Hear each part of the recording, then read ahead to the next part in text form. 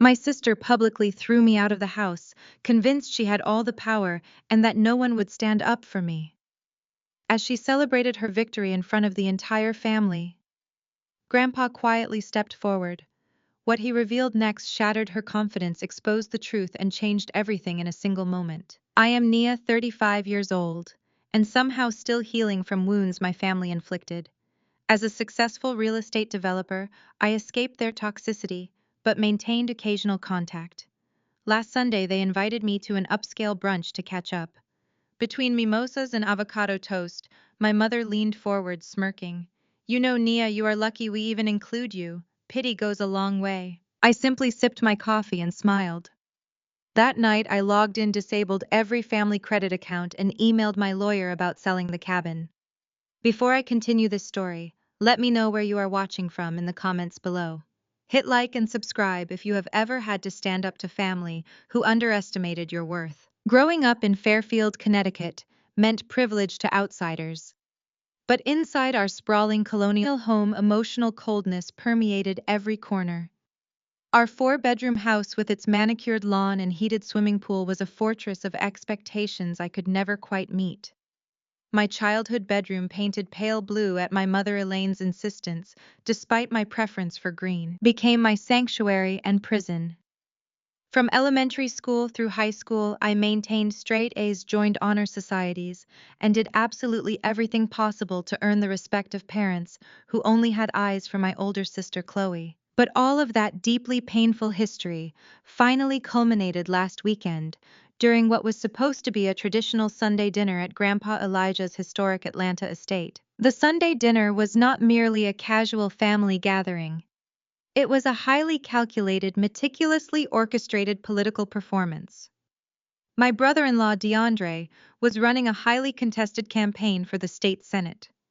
He and Chloe had completely transformed Grandpa Elijah's beautiful historic living room into a sterile networking hub for high-net-worth political donors, local mega-church pastors, and influential community leaders. The air inside the grand house was thick with the smell of expensive cologne, the aroma of roasted meats, and the suffocating weight of respectability politics. Our parents, Calvin and Yvonne, were busy working the room. They were practically glowing with pride as they introduced DeAndre to potential campaign financiers, shaking hands and offering wide, perfectly practiced smiles. They treated Chloe like the absolute queen of the evening. She was draped in designer silk, wearing diamonds that caught the light of the crystal chandeliers overhead. Meanwhile, I was treated exactly like the hired help. I had intentionally arrived early to check on Grandpa Elijah. He sat parked in his wheelchair in a dark, quiet corner near the grand staircase, completely ignored by the swirling crowd of elites. At 78 years old, the man who had built a massive, highly lucrative commercial logistics and real estate empire from the ground up during the 1970s was now putting on a brilliant performance of his own. He feigned severe dementia. He let his head droop down to his chest and allowed his eyes to stare blankly ahead at the wall. My family assumed he was completely oblivious to his surroundings.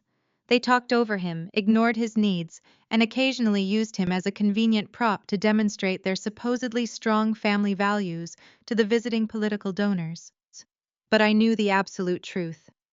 Behind that vacant, cloudy stare, Grandpa Elijah possessed a mind as sharp as a steel trap. I was silently observing every single greedy, manipulative move his children and grandchildren made in his house. I was quietly arranging a silver tray of intricate, expensive appetizers, deliberately trying to stay out of the way of the wealthy guests, when Chloe spotted me from across the room. She held a glass of expensive champagne in one hand and had a wealthy real estate investor clinging to her other arm. I could immediately see the malicious, familiar glint in her eyes. She hastily excused herself from the donor and marched directly toward me, her designer heels clicking aggressively against the polished hardwood floor. As I turned around to place the heavy tray on the buffet table, Chloe deliberately shoved her shoulder hard against mine. The impact was violent and entirely intentional. The heavy silver tray slipped from my grasp, crashing to the floor with a deafening metallic clatter. Gourmet appetizers scattered everywhere across the expensive Persian rug. The lively, buzzing conversations in the living room ground to an immediate dead halt. Every single head in the room turned to look at the massive mess on the floor, and then they all stared directly at me. "Take your dirty hands back to whatever construction site you crawled out of," Nia Chloe announced. Her voice was sharp, cruel, and intentionally loud enough to carry across the completely silent room. "DeAndre is hosting state senators today. This is an elite gathering, not a charity shelter for broke college dropouts looking for a handout. Get out of the way." A collective gasp rippled through the well-dressed crowd. My mother Yvonne rushed over immediately, her face flushed with deep embarrassment. She did not kneel to help me clean up the spilled food. She did not ask if I was hurt. Instead, she glared at me with absolute unfiltered contempt. "Chloe is exactly right," my mother hissed, pointing a manicured finger sharply toward the front door. "You are 35 years old, completely unmarried, and spending your days covered in cheap dust at ruined building sites. Get out of the way and let your sister do her important job. You are embarrassing us in front of the pastor and DeAndre's biggest sponsors. Leave the room immediately." I looked over at my father, Calvin, who stood nearby holding a heavy glass of scotch. He simply turned his back on me, smoothly engaging a donor in conversation as if I did not even exist. For 35 long years I had swallowed my pride just to keep the peace in this family. When I abandoned a traditional corporate law degree to pursue real estate development and historic preservation, they had permanently labeled me a severe failure. They genuinely thought I was destitute, struggling to flip rundown houses in forgotten, dangerous neighborhoods. They had absolutely no idea that I had spent the last decade tirelessly building Vanguard Heritage Holdings into a multi-million-dollar real estate empire. I did not cry. I did not raise my voice, and I certainly did not scramble to pick up the ruined food from the floor. I simply wiped my hands on a linen napkin, stood up incredibly straight, and looked my arrogant sister directly in the eyes. I slowly reached into my designer handbag, a bag which Chloe had previously mocked as a cheap knockoff, and pulled out a sleek, solid black corporate credit card. I tossed it lightly onto the pristine mahogany dining table, where it landed with a soft, authoritative thud. "I am not serving you, Chloe," I said. My voice was calm, perfectly measured, and completely devoid of intimidation. "I am inspecting my staff." Chloe frowned deeply, her perfectly arched eyebrows drawing together in genuine confusion. "What are you babbling about?" she demanded, crossing her arms defensively. "The elite catering company you hired for tonight, the one charging you $300 a plate to impress these local politicians, is completely owned by Vanguard Heritage Holdings." I explained clearly, making absolutely sure the wealthy donors standing nearby could hear every single word. "I am the founder and CEO of Vanguard. Those professional chefs working in the kitchen right now work directly for me. And since you want to loudly discuss handouts in front of your distinguished guests, I think it is only fair to mention that your catering invoice is currently 30 days past due. If you do not settle the $15,000 balance by tomorrow morning, my legal team will immediately send it to collections." The silence in the grand room was absolute. The wealthy investors exchanged shocked, uncomfortable glances. DeAndre, who had been enthusiastically working the room near the grand fireplace, suddenly stopped talking, his face rapidly draining of all color. My mother looked as though she had just been slapped across the face. "You are lying!" Chloe spat viciously, though her hands were visibly trembling, holding her champagne glass. "You are a dropout. You do not own a corporate holding group. You are just incredibly jealous of DeAndre's political success, and you are deliberately trying to ruin his major campaign event. You can easily verify the ownership records online," I replied smoothly, completely unbothered by her rising panic. "But I highly suggest you focus your energy on finding the funds to pay your outstanding bills, instead of publicly insulting the people who are feeding your guests." The profound humiliation radiating from Chloe was almost palpable. Her carefully constructed, highly manicured image as the wealthy elite political wife was crumbling right in front of her most important social circle. Driven by pure spite and the desperate, frantic need to regain control of the room, she reached into her expensive designer tote bag and pulled out a thick, official-looking legal document. She slammed it down hard on the table right next to my black card. "You think you are so smart," Chloe sneered, her voice shaking with unhinged rage. "You think owning a little catering company gives you power in this family? Look at this document, Nia. Read it and weep." I glanced down at the paper resting on the mahogany table. It was a formal power of attorney form, legally transferring full control of Grandpa Elijah's medical and financial decisions directly to Chloe. I immediately noticed that the signature at the bottom looked incredibly shaky, uneven, and entirely wrong. "I am the legal power of attorney for Grandpa now," Chloe announced triumphantly, raising her voice to ensure the entire room heard her perceived victory. "The old man's mind is completely gone, and Dad agreed that I am the absolute best person to manage the estate. From tomorrow morning, DeAndre and I are taking over this entire property to use as his official campaign headquarters." My parents stood silently behind her, silently validating the horrific theft of my grandfather's lifelong legacy. They were completely willing to strip the man who built their generational wealth of his agency, just to fund DeAndre's political ambitions and secure their own social status. "Since I legally control the property now," Chloe continued, a cruel, satisfied smile spreading across her face, "you have exactly 1 hour to pack your trash and vacate the guest house out back. You are evicted, Nia. I want you off my property before the dessert course is served." The sheer staggering audacity of her statement hung heavily in the air. She thought she had just delivered a fatal, crushing blow. She genuinely believed she had stripped me of my home, my basic dignity, and my entire connection to the family. She expected me to beg, to cry, or to lose my temper and prove her false narrative that I was an unstable emotional failure. Instead, I casually picked up my black corporate card, slipped it back into my handbag, and smiled warmly. "I will gladly pack my things, Chloe," I said softly, leaning in just slightly. "I just hope you and DeAndre have enough campaign funds remaining to cover the property taxes on this massive estate. They are quite steep this time of year." I turned my back on my furious sister, my stunned parents, and their crowd of shocked guests. I walked slowly and deliberately across the grand living room, my heels echoing rhythmically in the quiet, tense space. As I approached the grand staircase, I passed Grandpa Elijah. He was still slumped heavily in his wheelchair, his chin resting on his chest, playing the part of the tragic, oblivious elder with absolute perfection. But as I brushed closely past him, I felt a sudden, surprisingly strong grip on my wrist. I stopped immediately, cleverly shielding his subtle movement from the rest of the room with my body. Grandpa Elijah slowly opened his eyes. The cloudy, confused gaze he had expertly maintained all evening completely vanished, replaced by a sharp, piercing clarity that sent a thrilling jolt of adrenaline straight through my veins. He reached out with his other hand and pressed a small, cold object firmly into my palm. I closed my fingers around it instantly, immediately recognizing the distinct shape of a metal USB flash drive. "Burn them down, baby girl," he whispered. His voice was incredibly steady, deep, and completely lucid. "Burn them all down to the ground." I immediately let go of my wrist, closed his eyes once more, and let his head drop back down to his chest, seamlessly resuming his performance without missing a single beat. I clutched the USB drive tightly in my hand, feeling the cold metal pressing against my skin. I did not look back at my family as I confidently walked out the front doors of the grand estate and stepped into the cool evening air. They thought they had finally won.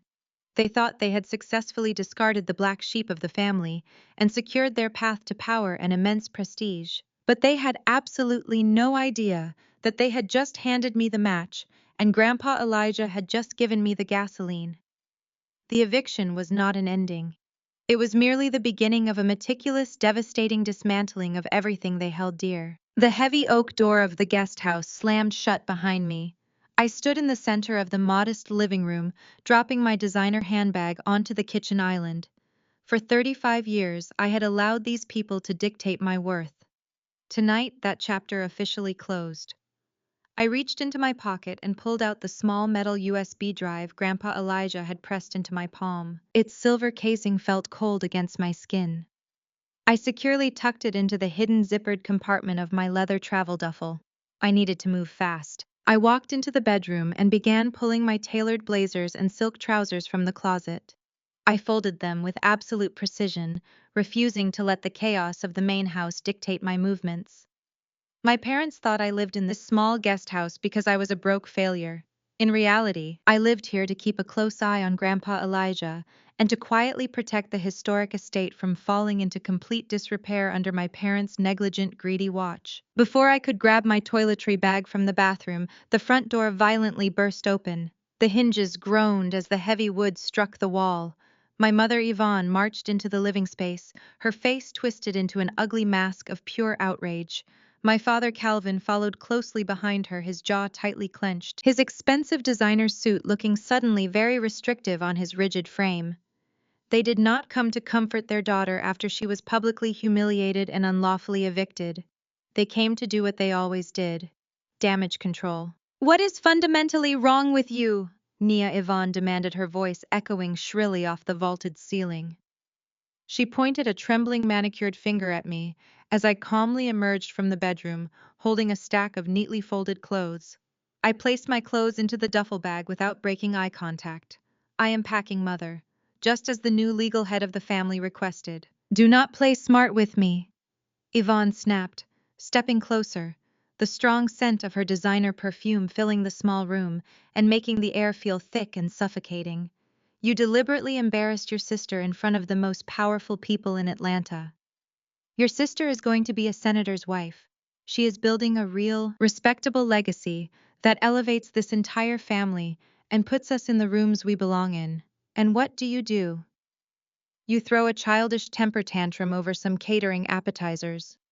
You have been a massive disappointment since you threw away your prestigious law degree to play with bricks and dirt. Stop being so incredibly jealous of Chloe and leave this property quietly before you do any more permanent damage to DeAndre's campaign." I slowly zipped the first compartment of my duffel bag. The absolute delusion was staggering. Yvonne genuinely believed that wearing a hard hat and managing a commercial development firm was somehow beneath the dignity of our family name. She preferred Chloe, a woman whose entire existence was funded by credit cards, predatory loans, and superficial country club networking. "Jealous," I repeated, letting the word roll off my tongue. "You think I am jealous of a woman who has to forge our grandfather's signature just to pay for her caterers? You think I envy a life built entirely on debt and desperately seeking the approval of strangers?" Calvin stepped forward, puffing out his chest in a pathetic display of patriarchal authority. "Do not speak about your sister that way. Chloe has secured the legal right to manage this estate because Elijah is no longer mentally fit. We all agreed to this transition of power. It is what is best for the family assets. You are the only one causing friction because you refuse to accept your place in this family." "My place," I said, leaning casually against the doorframe of the bedroom. "And what place is that, Dad?" "The quiet scapegoat. The invisible failure. You can parade around to make Chloe look better, by comparison. The one you expect to sit silently in the background while you steal everything your own father spent 50 years building. I know exactly what is happening here, and it has absolutely nothing to do with Grandpa Elijah's mental fitness." I walked toward the kitchen island, forcing Calvin and Yvonne to turn and face me. I did not raise my voice. I did not need to. The raw facts were lethal enough on their own. "You are kicking me out, so DeAndre can use this historic estate as campaign collateral, aren't you?" I stated, watching Calvin's eyes widen slightly in sudden realization. Political campaigns are expensive, and DeAndre is burning through cash faster than he can collect donations. His poll numbers are dropping, and his advertising budget is completely empty. Chloe needs the main house empty, so she can bring in the bank appraisers next week, without me asking uncomfortable questions. Yvonne scoffed, crossing her arms defensively over her chest. "That is none of your business. Chloe and DeAndre have a brilliant financial strategy. They are utilizing family assets to guarantee a victory that benefits all of us." "A financial strategy," I said, letting a sharp, mocking laugh escape my lips. I turned my attention directly to my father. "Dad," I said, my voice dropping to a low, dangerous register. "Did you tell your golden child Chloe about the massive festering financial secret attached to this property? Did you tell her about the $500,000 tax lien you secretly put on this estate 5 years ago to pay off your absolutely disastrous stock market bets?" The color drained from Calvin's face with the speed of a falling guillotine. He physically staggered backward, his mouth opening and closing wordlessly, as he struggled to process how I could possibly know about his greatest failure. Yvonne turned to him, her brow furrowed in sudden sharp confusion. Calvin, what is she talking about? What tax lien? We do not have any liens on this estate. I did not give him a chance to formulate a lie. I kept the pressure completely focused and unrelenting. 5 years ago, I continued taking a step toward them. Dad lost $500,000 trading high-risk tech stocks on margin. He was desperate. He used his temporary access to Grandpa's accounts to take out a quiet, heavily penalized lien against this very property to cover his massive losses before the brokers sued him. He never paid it back. The interest has been compounding for 60 months. Any bank appraiser who looks at the deed to this estate is going to immediately flag a massive, undeniable debt. DeAndre cannot use this house for collateral. The property is financially radioactive. Calvin swallowed hard beads of cold sweat breaking out across his forehead. Nia, shut your mouth right now. You do not understand the complex realities of corporate finance. I understand that you committed financial fraud against your own father, I replied coldly. And I understand that Chloe's grand plan to mortgage this house is going to blow up in her face the second the bank runs a title search. Before Calvin could stammer out another pathetic excuse, the front door swung open again. Chloe burst into the room. She held the forged power of attorney document tightly in her fist, waving it around like a royal scepter. Her face was flushed with the thrill of unearned power. I do not care about his debts, Chloe shouted, entirely dismissing the revelation of our father's $500,000 financial crime as if it were a minor inconvenience. She marched right past our stunned parents and shoved the legal document directly into my face. You are just trying to stall Nia. You are trying to make up ridiculous lies about tax liens to scare me into letting you stay. Well, it is not going to work. I control the assets now. Every single brick, every single bank account, and every single plot of land Grandpa owns belongs to me. I am selling Grandpa's commercial lots downtown tomorrow morning to cover DeAndre's campaign shortfall. I already have a buyer lined up. We are going to liquidate those dusty, useless lots for pure cash, and there is absolutely nothing you or your imaginary tax liens can do to stop me. I looked at the piece of paper trembling in her hand. I looked at my mother, who was now staring at my father with rising, terrified suspicion. I looked at my father, who was practically hyperventilating at the thought of his secret debt coming to light during Chloe's impending real estate sale. She had no idea that selling them under a forged power of attorney constituted massive federal wire fraud. I simply smiled. It was a cold, razor-sharp smirk that finally caused a brief, fleeting shadow of doubt to cross Chloe's triumphant face. I reached over, grabbed my bag, and walked straight out. The heavy gravel crunched beneath my boots as I walked away from the estate. I did not look back. I knew my father was hyperventilating, desperately trying to hide his massive tax lien from Chloe. My mother was likely interrogating him, her world of perfect respectability completely shattering. Meanwhile, Chloe was staring at that forged power of attorney, completely oblivious to the federal crimes she was about to commit. Exactly 1 week later, I stood in the gilded lobby of Greater Grace Fellowship. This was the most exclusive megachurch in Atlanta, where faith was strictly measured by the designer label on your Sunday suit. I certainly was not there to pray. I was there to meet a specialized stone contractor regarding a historic commercial facade Vanguard Heritage Holdings had quietly acquired the previous month. I stood near the massive stained glass windows, reviewing blueprints on my tablet, waiting for the contractor to arrive. The heavy oak doors to the main sanctuary were propped wide open, allowing the booming, theatrical voice of the guest speaker to echo straight into the lobby. I recognized that slick, overly rehearsed cadence immediately. It was DeAndre. I stepped closer to the sanctuary entrance, slipping unnoticed into the back row of the velvet-lined pews. The congregation was massive, over 3,000 people staring raptly at the stage. DeAndre stood behind the crystal podium, gripping the edges tightly, projecting the image of a deeply burdened, humble public servant.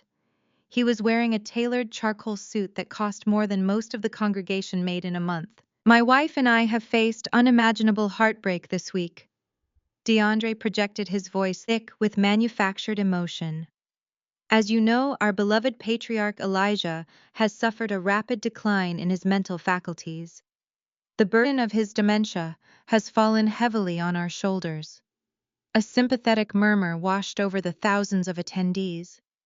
I watched my mother and father in the front row, nodding solemnly and dabbing at dry eyes. Chloe sat beside them, clutching a lace handkerchief, playing the exhausted, devoted granddaughter to absolute perfection. DeAndre paused, letting the heavy silence amplify his political performance. We have had to make agonizing decisions to protect his legacy. He continued, pressing a hand over his heart. But family is our anchor. Family is the foundation of my campaign for the state senate. We must protect our elders, just as we must protect our community. I am running for office because I believe in the sacred duty of preservation, even when it requires making the hardest sacrifices. The congregation erupted into thundering applause. Several people stood up to cheer.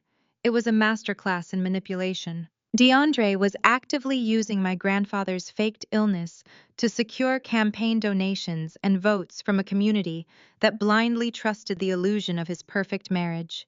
He was painting himself as the selfless caretaker while actively plotting to shove the man into a cheap state facility the moment he drained his bank accounts. I felt a cold knot of absolute disgust tighten in my stomach. They were all entirely shameless. As the applause died down, the senior pastor of Greater Grace stepped up to the podium, placing a supportive, heavy hand on DeAndre's shoulder. The pastor was a man who practically lived at my parents' country club, entirely funded by their generous weekly donations. "We thank you, Brother DeAndre, for your unwavering leadership," the pastor bellowed, his voice echoing off the vaulted ceilings. "But as we pray for healing for Elijah, we must also pray for the fractured elements of this noble family." I felt the atmosphere in the massive room shift instantly. The pastor bowed his head tightly, closing his eyes, and raised his hands toward the ceiling. "We ask for divine intervention for a wayward and rebellious soul," he loudly proclaimed. "We pray for a daughter who has lost her path, who has turned her back on her devoted parents, and who brings strife into a home offering only love. We pray she seeks forgiveness from the family she deeply disrespected." My mother had clearly done her work. She had spent the entire week spinning a vicious, completely fabricated narrative to the church leadership, painting me as an unhinged, jealous outcast who was actively trying to destroy DeAndre's noble campaign. The public shaming was a classic tactic of respectability politics, designed to completely isolate me and destroy any credibility I might have in the community.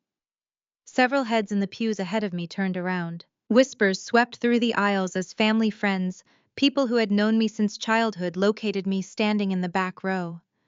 Women in wide-brimmed hats glared at me with blatant disapproval. Men in tailored suits shook their heads in performative pity. I was being actively shunned by my own community. They expected me to shrink, to run away in tears, or to hang my head in profound shame. Instead, I stood my ground. I locked eyes with the pastor from across the vast, echoing sanctuary, keeping my posture impeccably straight and my expression completely unbothered by his cowardly theatrical attacks. I did not blink, and I certainly did not bow my head in submission to their transparent fraud. When the service finally concluded, the massive doors swung wide open, and the congregation began flooding into the lavish lobby. People intentionally gave me a wide berth, whispering behind their hands and pulling their children closer as they walked past. I ignored them all, keeping my eyes fixed on the entrance to the VIP pastoral suite. 10 minutes later, DeAndre emerged, adjusting his expensive silk tie and smiling smugly. He was alone, likely heading to the private donor reception in the fellowship hall. I smoothly intercepted him, stepping directly into his path and effectively blocking the narrow hallway. His practiced political smile instantly vanished, replaced by a very deep, ugly sneer. "You have a lot of nerve showing your face here," Nia DeAndre muttered, stepping close in a pathetic attempt to physically intimidate me. "Did you enjoy the sermon? Your mother made sure the pastor knew exactly what a toxic liability you are. You are entirely excommunicated from this community." I looked at him with absolute boredom, completely unaffected by his posturing. "I am not interested in your theatrical sermons, DeAndre. I am here for a business meeting. You should try focusing on your own business before your entire campaign implodes." DeAndre laughed, a very harsh, arrogant sound. "You have no business. You are a bitter, evicted dropout. And just so you know, your parents officially went to their lawyers on Friday. They completely cut you out of the family will. You are getting absolutely nothing. Not a single dime, not a single property. You have been entirely erased. He leaned in closer, his voice dripping with venom. Chloe controls Elijah's assets, and your parents control the rest. You are a nobody, Nia. You have no power, no money, and no family. Get out of my way before I have church security throw you out. I did not move a single inch. I tilted my head, examining the arrogant, sweating man standing in front of me. Be very careful, DeAndre, I said, my voice dropping to a dangerously quiet pitch that forced him to stop and listen. A politician running on a strict family values platform should not be funneling undocumented campaign donations into offshore gambling accounts in the Bahamas. DeAndre's arrogant smile instantly evaporated. His jaw slackened and the color rapidly drained from his face, leaving him looking sickly and pale. The sudden absolute panic in his eyes was glorious to witness. What are you talking about? He stammered, his voice suddenly weak and completely devoid of its previous bluster. You do not know anything at all. You are just making up desperate lies. I stepped closer, entirely invading his personal space. I know that you owe $300,000 to a very unpleasant syndicate in Nassau, I whispered coldly. I know you took a highly illegal bridge loan yesterday to cover those massive losses. And I know you forged my father's signature as a guarantor because Chloe did not have the authority to mortgage the estate. You are drowning, DeAndre, and you are taking my very foolish parents down with you. Before he could formulate a single defensive word, my cell phone vibrated sharply in my hand. I held his terrified gaze and answered the call. It was my lead corporate attorney. Nia, my attorney, stated, her voice crisp and urgent over the secure line. Your sister Chloe just listed Elijah's downtown commercial lots for sale on the private market. She bypassed the standard waiting periods, trying to liquidate everything fast for pure cash. I kept my eyes locked directly on DeAndre's sweating, horrified face. I smiled, a slow, predatory expression that promised absolute financial devastation. Let her, I replied coldly into the phone. Make the purchase. I want the deed fully secured by noon. I ended the call with my lead attorney and stepped out of the suffocating, hypocritical atmosphere of the church lobby. Leaving DeAndre pale and trembling in my wake felt deeply satisfying, but the real work was just beginning.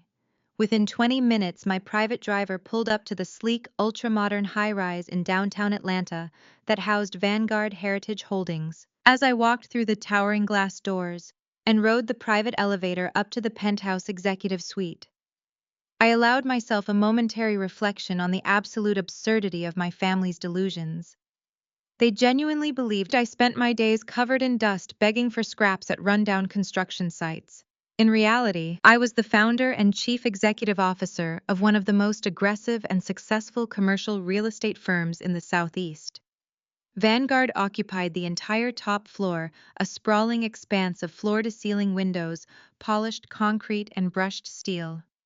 My team of 50 brilliant attorneys, architects, and financial analysts operated like a finely tuned machine, acquiring and preserving historic commercial districts that people like DeAndre and Chloe wanted to bulldoze for cheap political points. I walked past the bustling bullpen of analysts and entered my private corner office. The panoramic view of the Atlanta skyline served as a constant reminder of exactly what I had built while my family was busy tearing me down. I had barely taken my seat behind my massive marble desk when my lead acquisitions attorney Marcus walked in, holding a sleek digital tablet. We have Chloe's real estate broker on the line, Marcus said, tapping the screen. He is completely unaware of our connection to you. He thinks Vanguard is just another faceless corporate holding group with deep pockets. He is pushing aggressively for a same-day, cash closing on Grandpa Elijah's commercial lots. I gestured for Marcus to put the call on the office speakerphone. I gestured for Marcus. The broker sounded frantic, speaking with the rapid, breathless cadence of a man who was promised a massive commission for an impossible turnaround time. My client is highly motivated, the broker insisted, his voice echoing through my pristine office. These are prime downtown lots. She is asking for $3 million, but she is willing to entertain a slightly lower offer if your firm can bypass the standard 30-day due diligence window and wire the funds by this afternoon. I muted the microphone and looked at Marcus. 3 million is already a severe undervaluation of those properties, I said softly. She is practically giving away Grandpa Elijah's legacy just to cover DeAndre's political and gambling debts. It is pathetic. Marcus nodded in agreement. How do you want to play this, Zuri?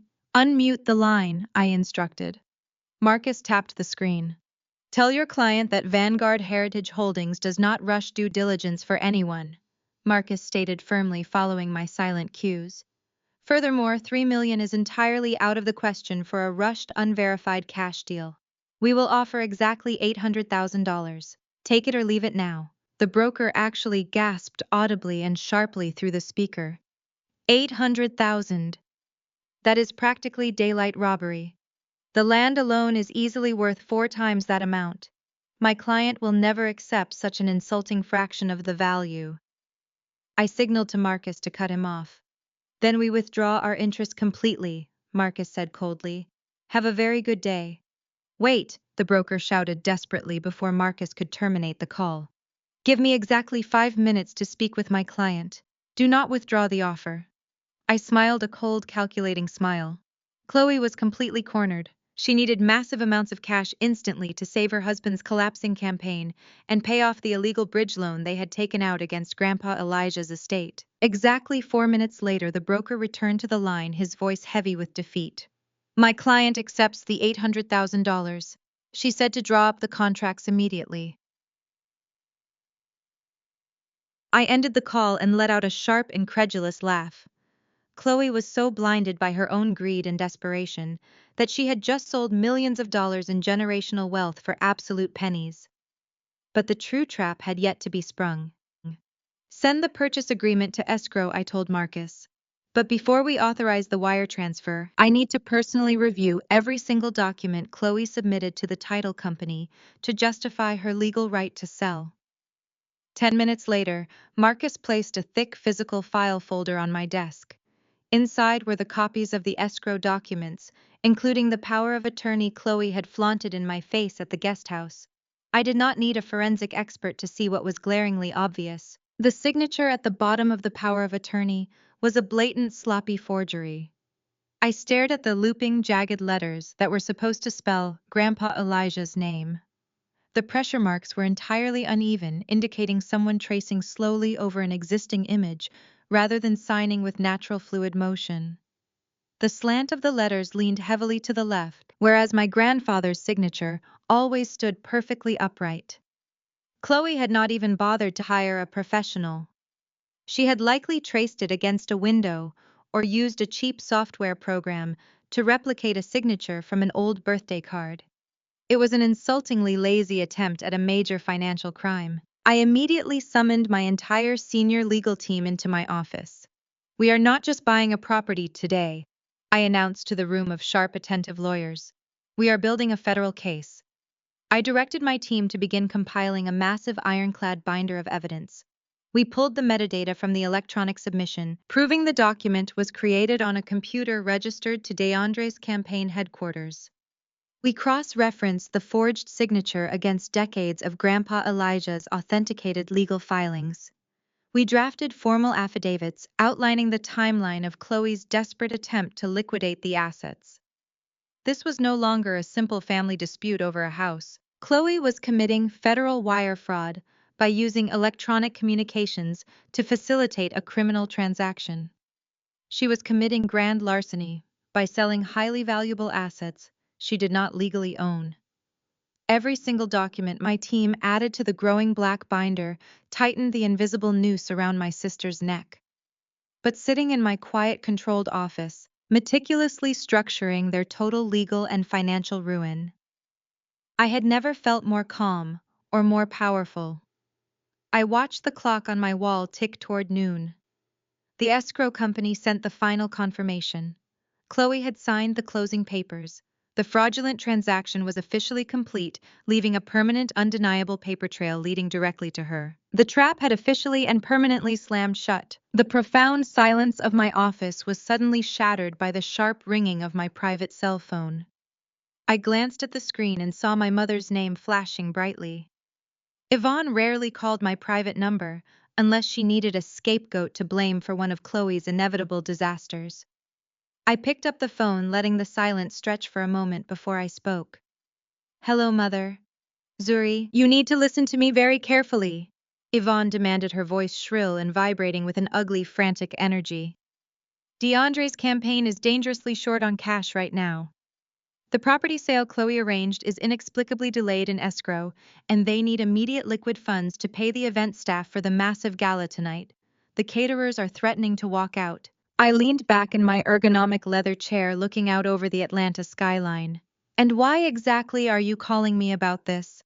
I know you have a few $1,000s saved up from your little construction jobs. Yvonne sneered, her tone dripping with the usual condescension and disgust. You live rent-free in our guest house, so you have no real expenses. I demand that you transfer every single cent of your savings into DeAndre's campaign account immediately. Consider it a late rent payment. Consider it an apology for your disgraceful behavior on Sunday. I do not care how you frame it. Transfer the money right now, or you are officially dead to this family. You will never set foot on our property again. I stared at the binder of federal evidence sitting on my desk, containing the exact documents that proved I now owned the very properties they were trying to steal. My mother was threatening to disown me over a few thousand imaginary dollars, completely oblivious to the fact that I held the entire financial fate of their lives in the palm of my hand. Every single brutal insult she had ever hurled at me, every single time she had chosen Chloe over me, flashed rapidly through my mind in vivid detail. I took a slow, measured breath, preparing to deliver the cold response that would permanently sever my emotional ties to them forever. I will not transfer a single cent to DeAndre or Chloe, I said into the receiver. My voice was perfectly flat, an impenetrable wall of absolute finality. I am not a charity fund for your golden child's failing husband, Mother. If the caterers walk out tonight, then DeAndre can serve his wealthy political donors tap water and insincere apologies. The silence on the other end of the line lasted for exactly 3 seconds. Then Yvonne erupted. The polished country club facade completely dissolved, revealing the vicious, resentful woman hiding beneath the expensive silk blouses and pearl necklaces. She shrieked into the phone, her voice cracking with an unhinged feral rage that forced me to hold the receiver an inch away from my ear. How dare you speak to me like that? Yvonne screamed, hurling decades of venom directly at my head. You selfish, ungrateful wretch. You have always been nothing but a stubborn burden to this family. You were always too dark, too stubborn, and too ugly to marry well. We knew you would never secure a wealthy husband like Chloe did. We knew you would end up alone playing in the dirt, embarrassing us at every turn. Chloe did everything right, and you owe her. She elevated our name. She married a future state senator. You owe her your complete subservience. You owe this family every penny you scraped together, because without us you are absolutely nothing. I listened to her toxic tirade without interrupting. I did not cry. I did not feel the familiar crushing ache of childhood rejection that used to paralyze me whenever she weaponized my appearance or my independence. Instead, I felt a profound, chilling emptiness. The invisible heavy chain of obligation that had bound me to these people for 35 years simply snapped. They had chosen their side long ago. They had chosen the illusion of power over their own flesh and blood. You are right about one thing, Mother, I replied softly, my tone carrying the absolute chill of a winter storm. I am entirely done playing my part in your sick family dynamic. Do not ever call this number again. I ended the call. I placed the phone face down on my polished marble desk and took a deep cleansing breath. The emotional detachment was complete. I was no longer the wounded daughter seeking validation from parents who were fundamentally incapable of providing it. I was the chief executive officer of Vanguard Heritage Holdings, and I was about to surgically dismantle their entire fraudulent empire. While Yvonne was busy screaming at me over the phone, demanding my imaginary meager savings, DeAndre was in a state of absolute sweating panic across town. My intelligence network within the Atlanta financial sector was vast, and my analysts had been tracking his frantic movements all morning. DeAndre was completely out of options. The $300,000 debt he owed to the offshore gambling syndicate in Nassau was due immediately, and the collectors were no longer accepting his smooth political promises.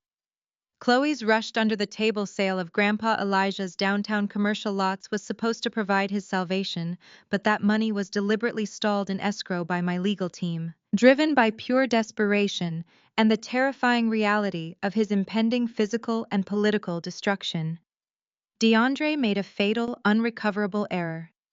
He completely bypassed Chloe and her forged power of attorney. Instead, he approached a shadow lender, a predatory private equity firm known for issuing high-interest short-term bridge loans to desperate clients with no questions asked. DeAndre leveraged the entirety of Grandpa Elijah's historic estate as collateral for an immediate cash injection. Because he lacked the legal authority to encumber the property, DeAndre committed his own brazen act of federal fraud. He forged my father Calvin's signature as the primary guarantor on the loan documents. The sheer audacity of the crime was staggering. The family was literally cannibalizing itself out of pure, unfiltered greed. Chloe was forging Grandpa Elijah's name to sell his commercial lots. Calvin had secretly placed a massive tax lien on the estate years ago to cover his own stock market failures. And now DeAndre was forging Calvin's signature to mortgage the very same property to pay off illegal gambling debts. They were a circle of thieves blindly stealing from one another while the ship rapidly sank. I sat at my desk watching the digital readouts on my dual monitors, track the incoming data from our escrow officers and financial acquisitions team. The intricate web of lies my family had constructed was collapsing under its own massive weight. They had built a house of cards on a foundation of deceit, and I held the match that would burn it all down to the ash. My office door swung open with a soft, authoritative click. Marcus, my lead acquisitions attorney, strode into the room holding a thick-bound stack of freshly printed legal documents. His expression was a mixture of absolute professional triumph and grim satisfaction. He placed the heavy binder directly in the center of my desk, aligning it perfectly with the edge of the leather blotting pad. "We have them," Zuri Marcus announced, his voice carrying the thrill of a flawless victory. "The trap is completely sealed. Chloe just signed the closing papers for the commercial lots. The money has been transferred, and she committed federal wire fraud. We have her signature, her digital footprint, and the IP address from DeAndre's campaign headquarters. The federal indictment practically writes itself." I opened the heavy binder, trailing my index finger over the crisp ink of the purchase agreement. I now legally owned the commercial lots they had tried to steal. "What about DeAndre?" I asked, not looking up from the pages. Marcus smiled, pulling a separate red folder from beneath his arm and dropping it next to the first binder. DeAndre took the bait perfectly. When the funds from Chloe's sale did not hit his account fast enough to pay off his syndicate handlers, he panicked. He took out a massive predatory bridge loan against your grandfather's estate. He forged your father Calvin's signature as the sole guarantor. "And the debt?" I prompted, turning my gaze to meet his. "Acquired," Marcus confirmed, tapping the red folder. "Vanguard Heritage Holdings maintains several anonymous subsidiary investment arms for exactly this type of aggressive acquisition. The predatory lender DeAndre used is highly motivated by fast liquidity. We approached them an hour ago and offered to buy the debt outright at a 20% premium. They transferred the loan originations to our subsidiary without a second thought. We also just bought the debt on DeAndre's bridge loan. Because DeAndre immediately defaulted on the stringent ethical clauses of the contract by committing forgery, the loan is instantly callable. You now hold the mortgage to Elijah's estate. You are officially their landlord, their creditor, and their absolute worst nightmare." I leaned back in my chair, absorbing the absolute magnitude of the moment. My family had spent my entire life trying to make me feel incredibly small. They had evicted me, humiliated me in front of wealthy donors, and tried to strip me of my inheritance and my dignity. They had underestimated my intelligence, dismissed my career, and mocked my appearance. They thought I was a helpless, wayward soul they could easily discard when I was no longer a convenient prop for their false narrative of perfection. Instead, I had quietly built an empire. I had outmaneuvered them at every single turn. I had let their own insatiable greed guide them directly into an inescapable legal and financial prison of my own design. I now owned the properties Chloe tried to steal. I held the mortgage DeAndre fraudulently secured. I possessed the evidence of Calvin's secret tax lien. I had everything I needed to dismantle their lives completely. I slowly closed the heavy legal binders, the sound echoing with a satisfying thud in the quiet expanse of my penthouse office. I looked at the sleek silver watch secured around my wrist. It was exactly 4 o'clock in the afternoon. The massive, extravagant campaign gala DeAndre and Chloe were hosting to secure their political future was scheduled to begin in exactly 3 hours. The catering staff they could barely afford would be setting up the crystal champagne flutes. The wealthy donors they were desperately trying to impress would be putting on their expensive tuxedos and designer gowns.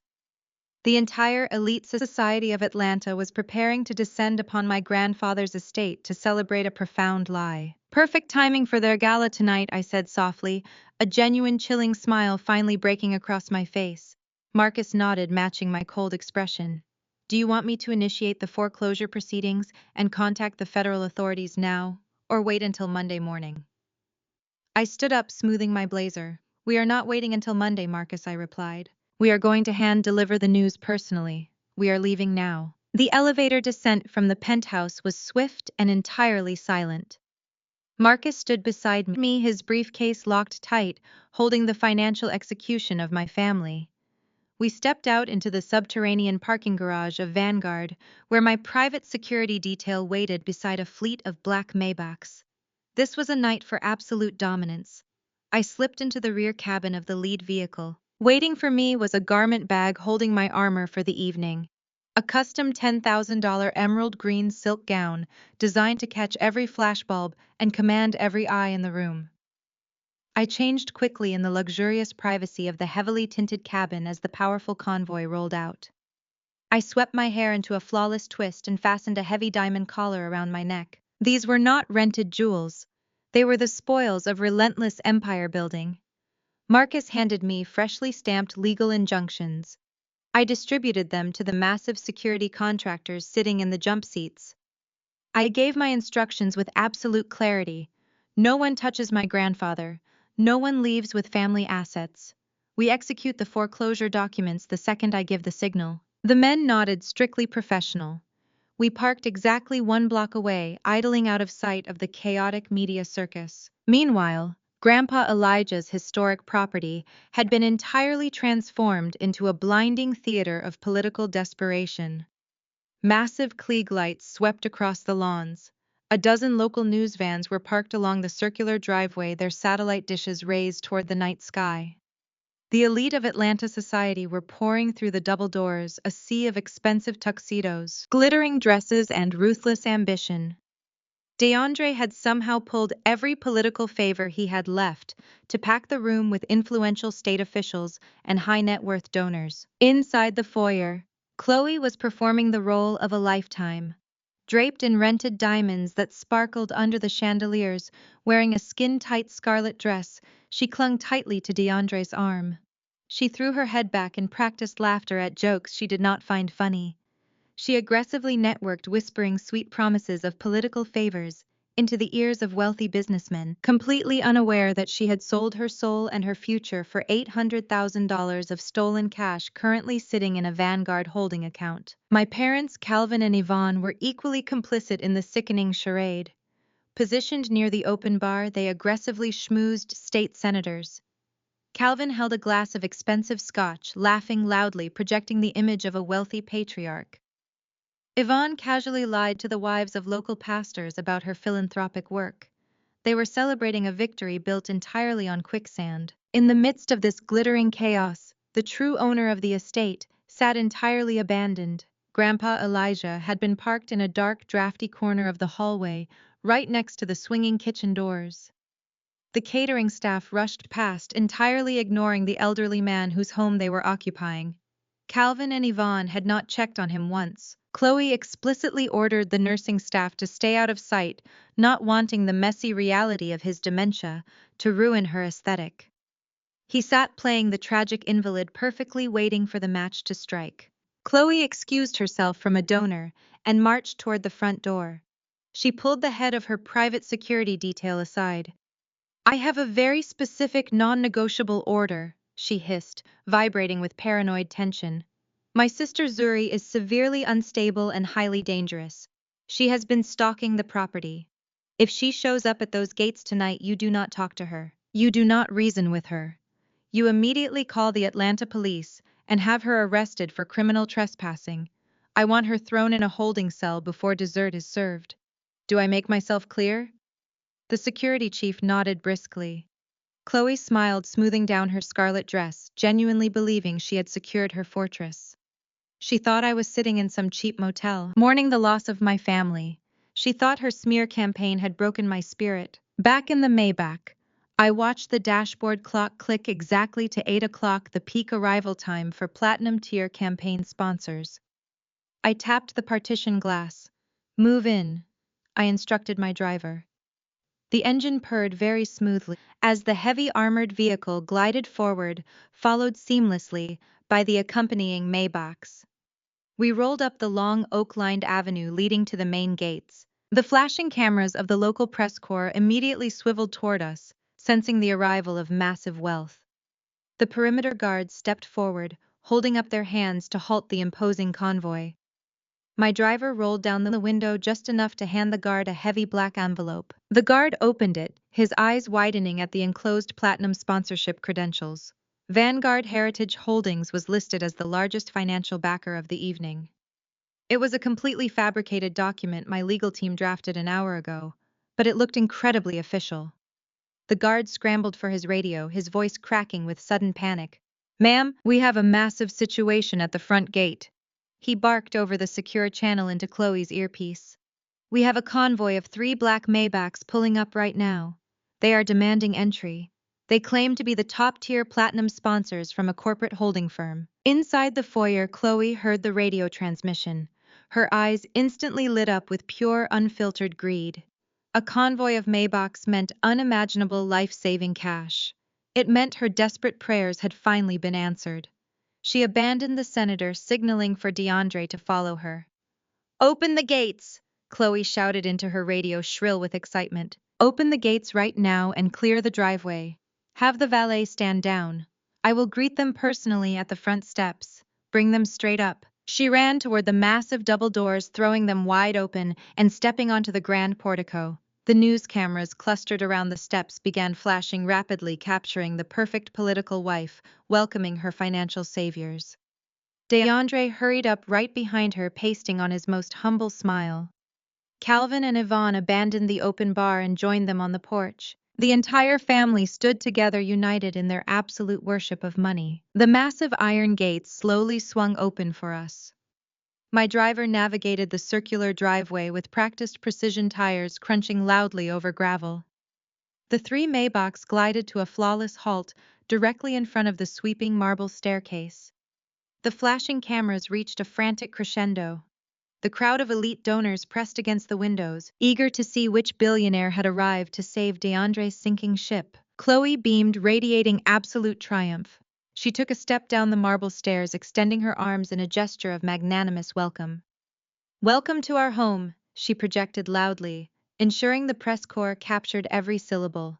"We are so incredibly honored to have your profound support tonight." My security detail stepped out of the secondary vehicles first. 4 men in tailored black suits seamlessly formed a protective wall between my car and the paparazzi. Marcus stepped out next, holding the thick red binder containing their financial execution. He walked around to my side of the vehicle and opened the heavy armored door. I stepped out of the Maybach. My emerald green silk gown cascaded down to the gravel. The diamond collar around my neck caught the blinding glare of the camera flashes, throwing fractured light directly into Chloe's eyes. I stood perfectly straight, rolling my shoulders back, and looked up the marble staircase at my family. The silence that instantly crashed down over the grand portico was absolute and deafening. It was as if all the oxygen had been violently sucked out of the atmosphere. The news cameras stopped clicking. The murmuring crowd froze in place. Chloe's welcoming, arrogant smile completely died. The color drained from her face so fast she looked like a corpse wrapped in scarlet silk. Her arms slowly dropped limply to her sides. She stared at my designer gown, my security detail, and the undeniable aura of absolute power radiating from my stance.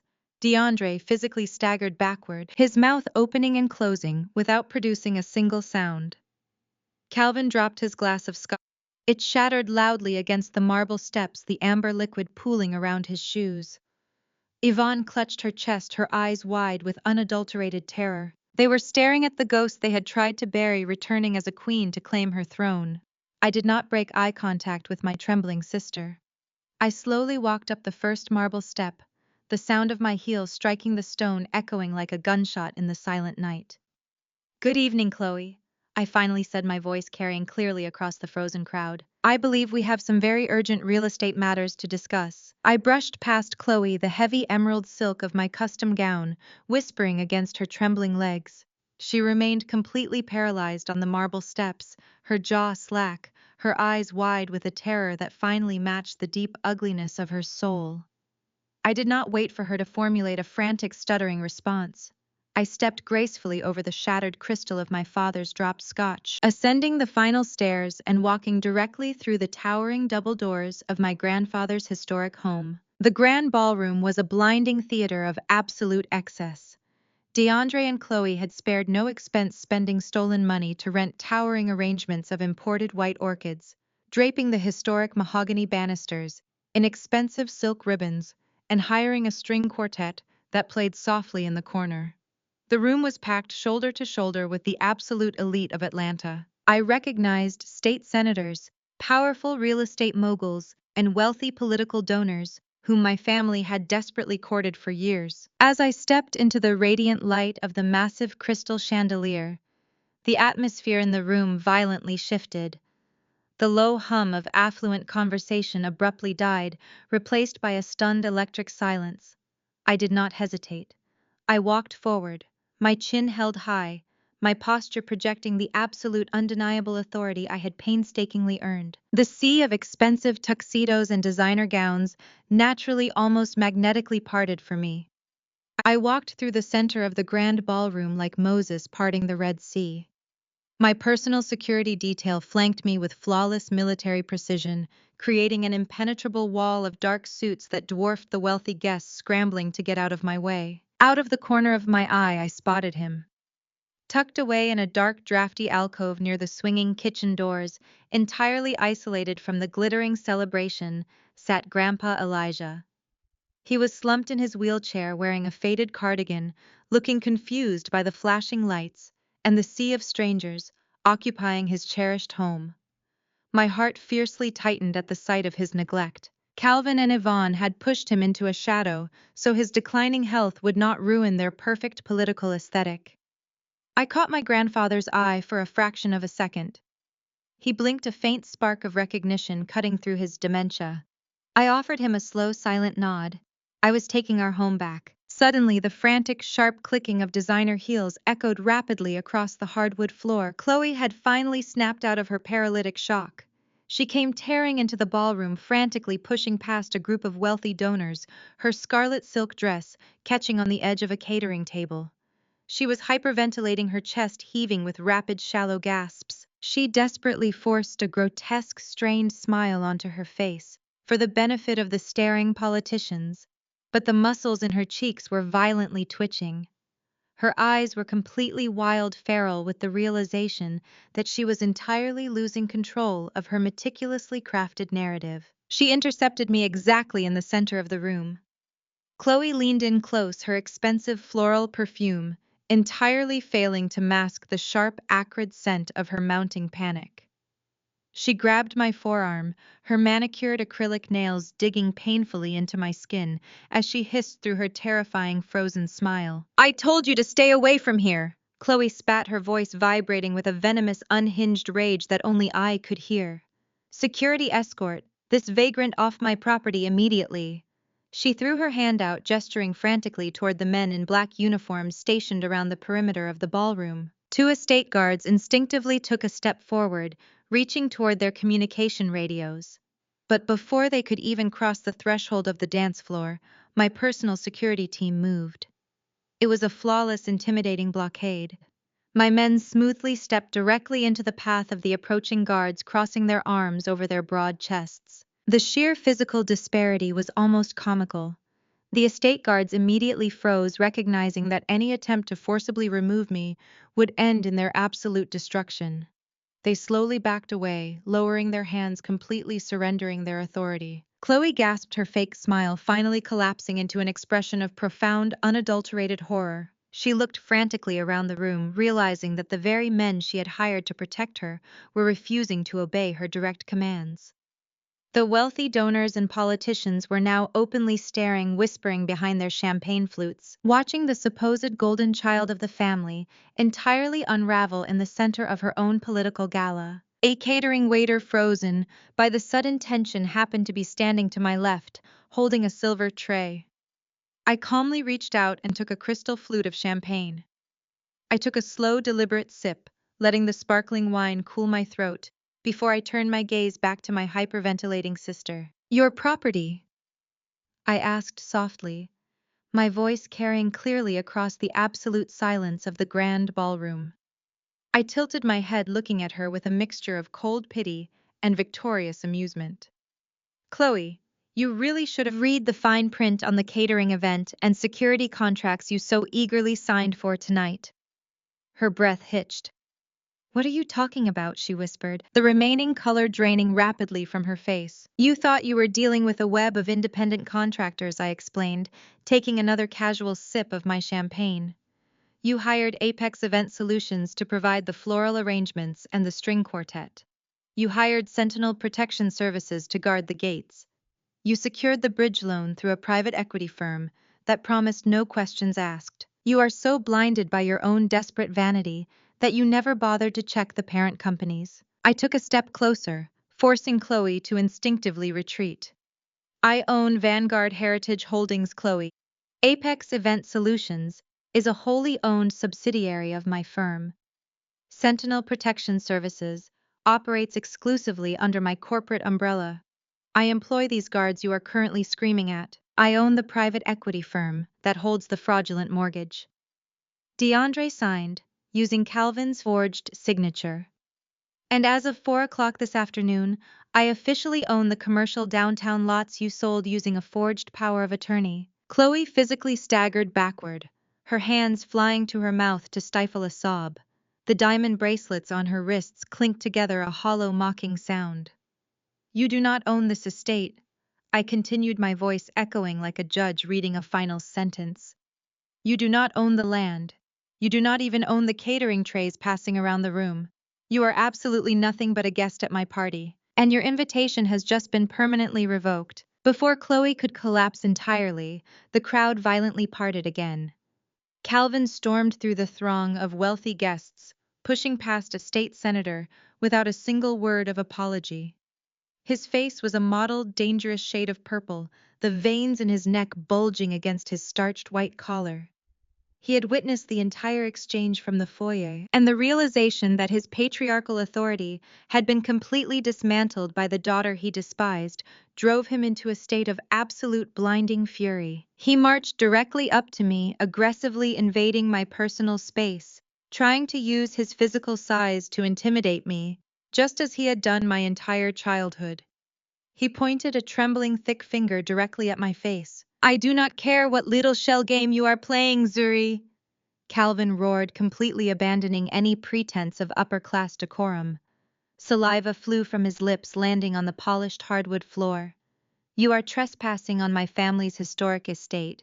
You have embarrassed us for the absolute last time. I am calling the chief of police right now to have you arrested and dragged out of here in handcuffs." He reached into the breast pocket of his expensive tuxedo, wildly pulling out his cell phone. He was shaking so violently with rage that he nearly dropped the device. He glared at me, expecting me to cower, expecting me to beg for his forgiveness, expecting the obedient, frightened daughter to finally submit to his aggressive demands. Instead, I looked at the man who had spent his entire life tearing me down, who had secretly placed a massive tax lien on his own father's home, who had allowed his golden child to forge documents and commit federal crimes just to preserve his fragile ego. I felt absolutely no fear. I felt nothing but a cold, heavy sense of absolute power. I offered my father a freezing, victorious smile. "Please do, Dad," I replied, my voice steady, sharp, and entirely unbothered. It will save me the trouble of calling him myself. Calvin stood immobilized by the coldness of my response. The veins in his neck throbbed against his starched collar, but the blustering patriarch who had dominated my existence was suddenly robbed of his voice. He had expected me to shrink, to apologize, to beg for my place back within this deeply toxic family. Instead, I had effortlessly dismissed his ultimate threat with terrifying indifference. His mouth opened and closed, producing nothing but sharp, jagged breaths. I did not afford him the luxury of another single second of my attention. I turned my back on my father, dismissing him completely forever. The heavy emerald silk of my custom gown swept across the polished hardwood floors as I resumed my calculated march through the center of the grand ballroom. The sea of wealthy donors, elite socialites, and influential state politicians continued to part before me. Their eyes were wide with insatiable, morbid curiosity. They could smell the impending destruction, and they were utterly captivated by it. My private security detail flanked me with flawless precision. They were a moving wall of absolute authority that completely insulated me from the whispering crowd.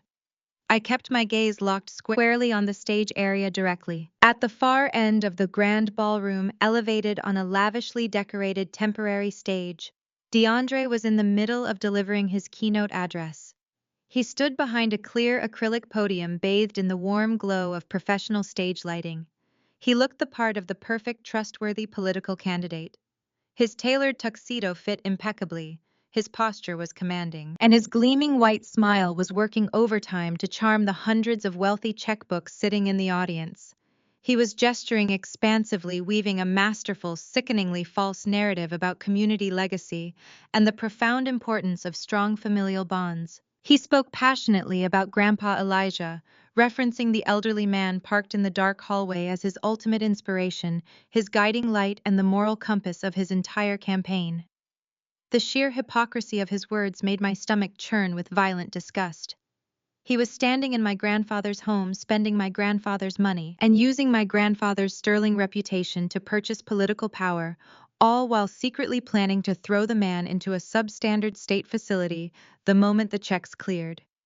DeAndre was completely blind to the silent emerald green storm rapidly approaching the brightly illuminated wooden stage steps. I reached the base of the temporary stage without encountering a single ounce of resistance. The event staff and political aides hovering near the stairs took one look at my hardened expression and the imposing physical presence of my security team and immediately stepped backward, melting into the shadows. I placed my hand on the polished silver railing and began to ascend the stairs. The rhythmic, confident sound of my heels striking the wooden steps finally broke through. DeAndre's narcissistic trance. He paused mid-political sentence, his perfectly manicured eyebrows drawing together in mild annoyance at the completely unexpected interruption. He turned his head expecting to see a confused caterer or an overzealous campaign manager. Instead, his gaze locked directly onto me. The smooth, practiced political smile instantly vanished from his face, replaced by a look of profound, uncomprehending shock. He stared at my emerald gown, the diamonds resting against my collarbone, and the absolute chilling calmness radiating from my eyes. He blinked rapidly, desperately trying to process how the woman he had always considered a pathetic, dusty failure had suddenly bypassed his heavy security and arrived looking like absolute royalty. He opened his mouth to speak his panicked mind. He perhaps intended to issue a sharp reprimand or call for his guards, but I did not grant him the opportunity. I stepped directly up to the acrylic podium, invading his carefully curated spotlight. I did not say a single word to him. I did not need to. My actions were swift, decisive, and entirely humiliating.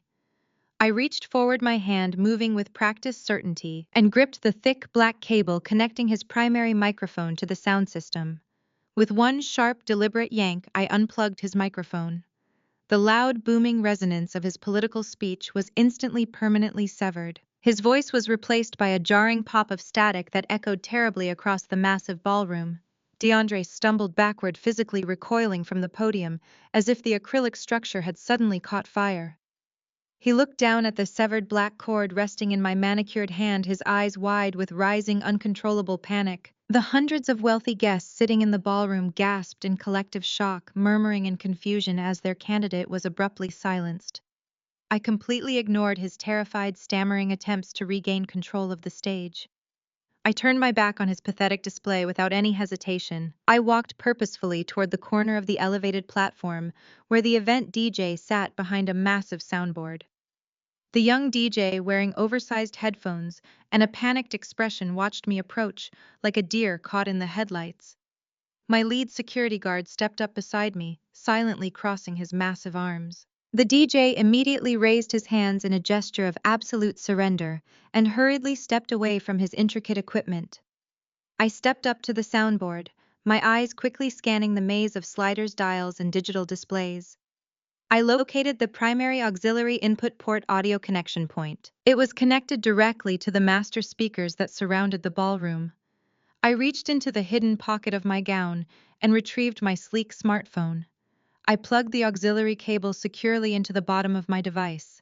I unlocked the screen, my thumb hovering over the audio file I had meticulously extracted from the encrypted USB drive I found hidden inside Grandpa Elijah's antique mahogany desk. This was the irrefutable, undeniable truth. This was the poison they had secretly whispered in the shadows, finally brought out into the blinding, unforgiving light of day.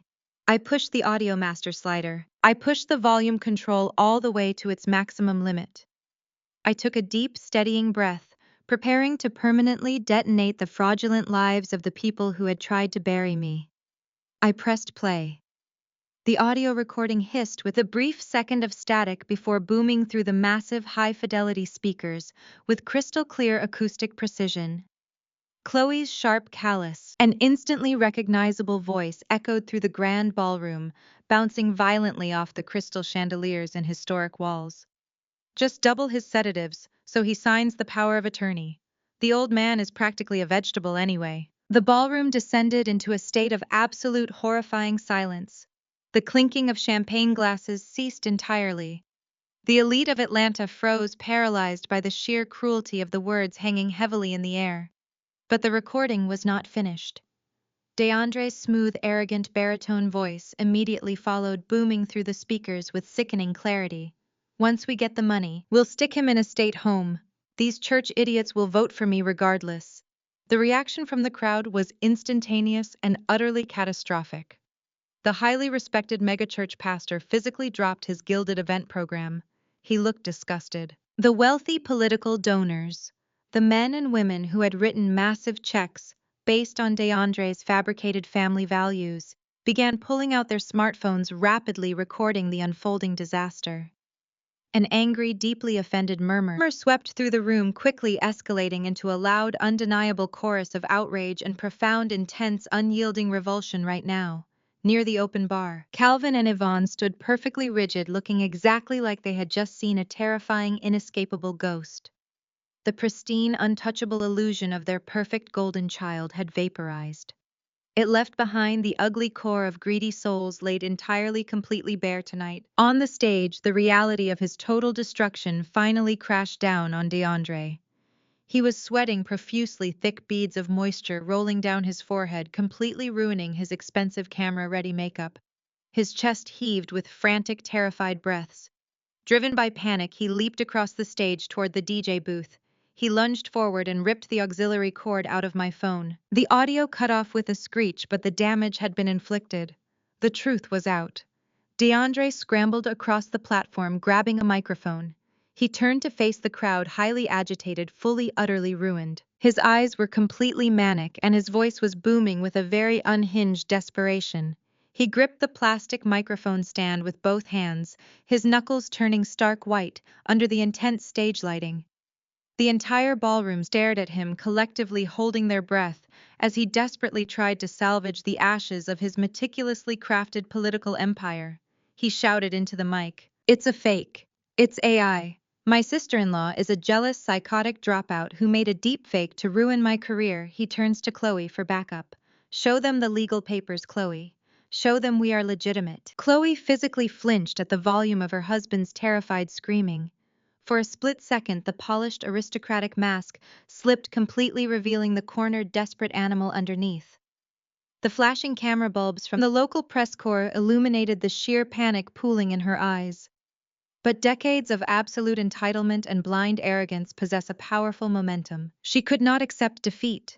She refused to be publicly dismantled by the sister she had spent a lifetime treating like discarded trash. Chloe frantically ripped open the clasp of her diamond-encrusted designer purse. Her perfectly manicured nails scraped against the expensive leather as she dug blindly inside. She bypassed the lipsticks and mirror, her hands shaking violently, until her fingers finally closed around the thick folded parchment paper she had been carrying around like a political shield. She yanked the documents out of her purse, nearly tearing the edges in her manic haste. These were the finalized escrow papers, the deed of sale, and the heavily forged power of attorney she had used to liquidate Grandpa Elijah's commercial properties. She thrust her arm high into the air, waving the stark white papers frantically at the sea of bewildered journalists, stunned mega-church pastors, and horrified political donors. "I have the legal power of attorney!" Chloe shrieked, her voice echoing shrilly across the silent, cavernous ballroom. The elegant acoustics of the historic space twisted her panicked tone into something entirely unhinged.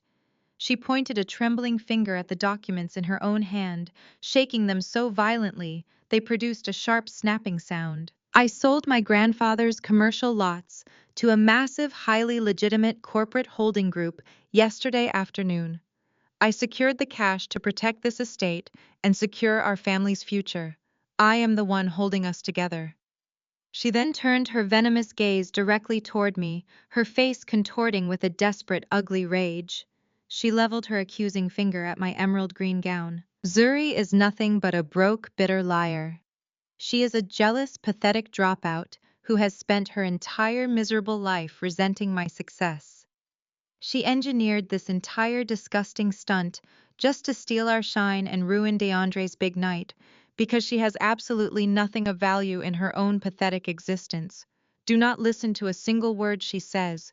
Look at these papers. These papers are real. The money is real. We are saving this community." I did not yell. I did not raise my voice to match her hysterical pitch. I simply stood there, absorbing the absolute pathetic nature of her final desperate defense. The massive crowd of Atlanta elites held their collective breath, their eyes darting rapidly between Chloe's frantic sweating display and my completely immobile ice-cold posture. Slowly, deliberately, I unclasped my own sleek velvet clutch. I reached inside and pulled out a tightly banded stack of heavy matte black business cards. The cards were bordered in metallic silver, embossed with a crisp, minimalist corporate logo. I did not look at Chloe. Instead, I gave a brief, silent nod to the towering leader of my personal security detail standing at the base of the stage. He moved immediately, stepping forward with absolute military precision. He took the stack of black cards from my hand. He gestured to the 3 other heavily armed guards flanking the platform. They moved seamlessly into the front row of the frozen audience, moving directly toward the prominent journalists, the lead political correspondents, and the wealthiest donors who had bankrolled DeAndre's fraudulent campaign. The guards began silently distributing the black business cards, pressing the heavy cardstock directly into the hands of the bewildered media members. The journalists immediately flipped the cards over, reading the silver-embossed text under the bright ballroom chandeliers. A collective audible wave of realization rippled through the front rows. Whispers ignited like a sudden brush fire, spreading rapidly backward through the dense crowd of attendees. People were pointing at the cards, pointing at me, and then looking back at Chloe with expressions of absolute, unadulterated horror. I stepped forward, bypassing the disconnected DJ equipment, and picked up the secondary microphone resting on the backup soundboard. I flipped the power switch. The green indicator light flared to life. I raised the microphone to my lips. My voice, amplified through the massive venue speakers, dripped with absolute, freezing ice. "Look at the buyer's name on that specific contract you are waving around." Chloe, I commanded. My tone was not angry. It was the clinical, detached tone of an executioner reading a final verdict. "Look at the exact corporate entity that wired those funds into your heavily monitored escrow account yesterday afternoon." Chloe froze. Her eyes darted down to the crumpled documents clutched in her trembling fist. She stared at the bold black ink identifying the acquiring party. Vanguard Heritage Holdings. I pointed a single steady finger directly at the black business cards now firmly gripped in the hands of the frantic reporters below the stage. I am the sole founder and chief executive officer of Vanguard Heritage Holdings. I declared boldly, the absolute truth striking the ballroom like a massive physical shockwave. The entire corporate holding company belongs exclusively to me. I built it from the ground up while you were busy playing dress up and mocking my existence. You did not sell those commercial properties to a faceless corporation to save this family, Chloe. You did not secure any future. You fell directly into a legally binding, heavily documented trap of my own design. You committed federal wire fraud by selling stolen family assets directly to me. The crowd gasped loudly in unison. Several of the elderly church members actually clutched their pearls, stumbling backward in pure shock. The journalists immediately began snapping photos of the business cards, then swinging their heavy camera lenses directly toward Chloe's horrified, bloodless face. The sheer scale of the deception, the absolute perfection of the corporate ambush, hung heavy in the opulent air. Chloe dropped the forged documents. The heavy parchment papers fluttered slowly to the polished hardwood floor, landing right at her trembling designer-clad feet. She could not breathe. She was completely paralyzed, trapped inside the nightmare she had arrogantly constructed. Her knees buckled slightly, unable to support the crushing weight of her immediate, inescapable downfall. She looked like a puppet whose strings had just been violently severed by an unseen hand. The grand facade of the successful political wife, the dutiful granddaughter, the golden child of the family was completely shattered, leaving behind nothing but a terrified, exposed criminal. The air in the grand ballroom felt incredibly thin, vibrating with the electric charge of absolute total destruction. DeAndre had retreated to the far corner of the stage, his hands gripping his hair, his political career visibly disintegrating into fine ash before his very eyes. He looked desperately toward the major political donors standing near the front row, searching for any glimmer of lingering support, but he found absolutely nothing except profound revulsion and outright disgust. The wealthy men and women who had written massive checks to his campaign were already whispering frantically to their respective spouses, undoubtedly calculating exactly how quickly they could publicly distance themselves from this monumental, catastrophic scandal. The flashing cameras continued their relentless, blinding assault, capturing every single angle of my family's total, humiliating ruin.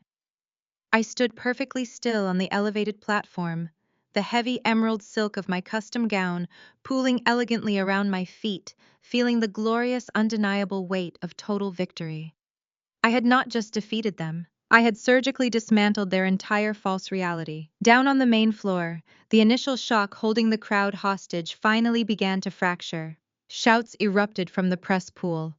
Reporters were shoving digital recorders forward, demanding immediate statements from the disgraced candidate and his fraudulent wife.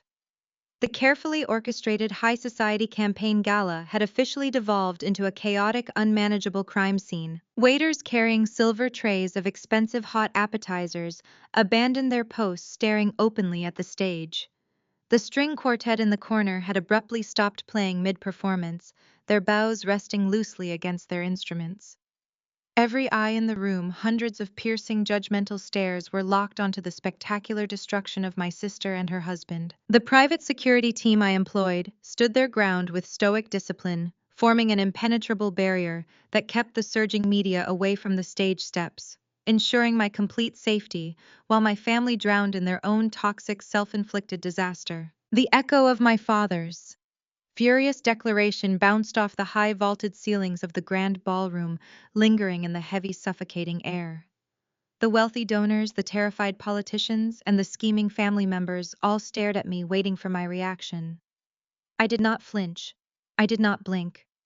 I simply lowered my heavy microphone and looked directly past Calvin's dark purple, profusely sweating face, deliberately directing my sharp gaze straight toward the extremely dark, entirely forgotten alcove near the swinging kitchen doors. A sharp, distinct sound sliced right through the lingering echoes of Calvin's rage. It was the sound of a throat clearing. It was a firm, commanding, and deeply authoritative rumble that demanded immediate, absolute silence. Every single head in the massive ballroom swiveled simultaneously toward the shadows. The local press corps adjusted their heavy camera lenses, struggling to capture whatever was emerging from the darkness. Grandpa Elijah sat in his wheelchair, the posture of the defeated dementia-riddled invalid entirely gone. He gripped the armrests of his medical chair with large, steady hands.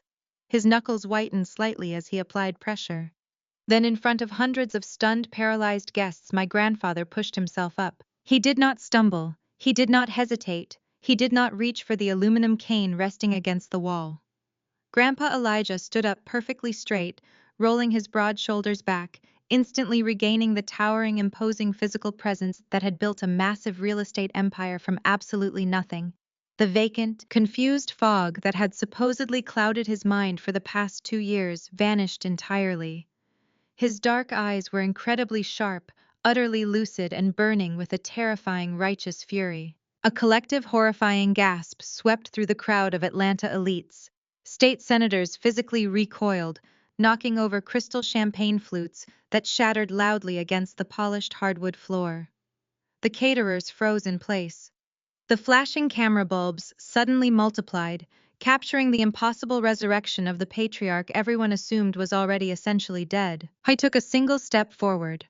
His stride was long, confident, and entirely steady. He possessed the unstoppable momentum of a king who had finally decided to reclaim his stolen throne. Grandpa Elijah walked out of the shadows and directly into the blinding glare of the crystal chandeliers. The sea of expensive tuxedos and designer gowns parted for him even faster than they had parted for me. People pressed themselves flat against the catering tables and the historic mahogany walls, terrified to even accidentally brush against the furious patriarch. Calvin physically staggered backward as if he had just been struck by a high-speed train. His mouth fell wide open, forming a silent, pathetic circle of pure, unadulterated terror. He bumped heavily into Yvonne, who let out a shrill, strangled shriek, her hands flying up to cover her heavily made-up face. She looked exactly as though the ground had opened up to swallow her whole. Near the edge of the stage, Chloe completely lost whatever tiny fragment of sanity she had left. She scrambled backward, her expensive scarlet dress tangling around her trembling legs until her spine hit the wooden scaffolding of the platform. She stared at her grandfather, shaking violently, her eyes wide with a manic-cornered panic. DeAndre remained frozen near the DJ booth, his political career officially dead and buried, watching the man he had called a vegetable march toward him with the wrath of the Old Testament. Grandpa Elijah reached the wooden stairs of the temporary stage. He did not even glance at the terrified estate guards or my stoic security detail. He ascended the steps with practiced ease, his heavy shoes thudding rhythmically against the hollow wood. I stepped aside respectfully, lowering my head as he approached the clear acrylic podium. I held out the microphone. He took it from my hand, his grip warm and incredibly strong. He turned to face the massive, paralyzed crowd. He looked directly down at his sweating, trembling son. "I am in my right mind," Calvin Grandpa Elijah said. His deep, resonant voice boomed through the massive venue speakers, carrying absolutely zero trace of frailty or confusion. His tone was a devastating mixture of profound disappointment and absolute lethal authority. "I am completely, entirely lucid. I have been lucid every single day for the past 2 years." Calvin let out a pathetic whimpering sound, practically collapsing against a tall cocktail table for physical support. "I did not lose my memory." Elijah continued, his sharp gaze sweeping across the terrified faces of Yvonne, Chloe, and DeAndre.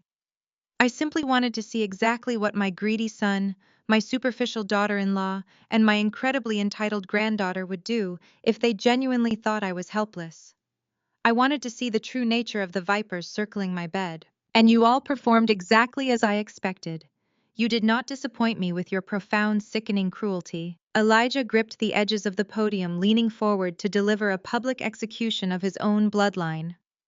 The journalists in the front row were practically vibrating with adrenaline, their digital recorders thrust high into the air, capturing every single damning syllable. "You thought I was deaf and blind while you plotted in my own hallways," Elijah thundered, his voice dripping with venom.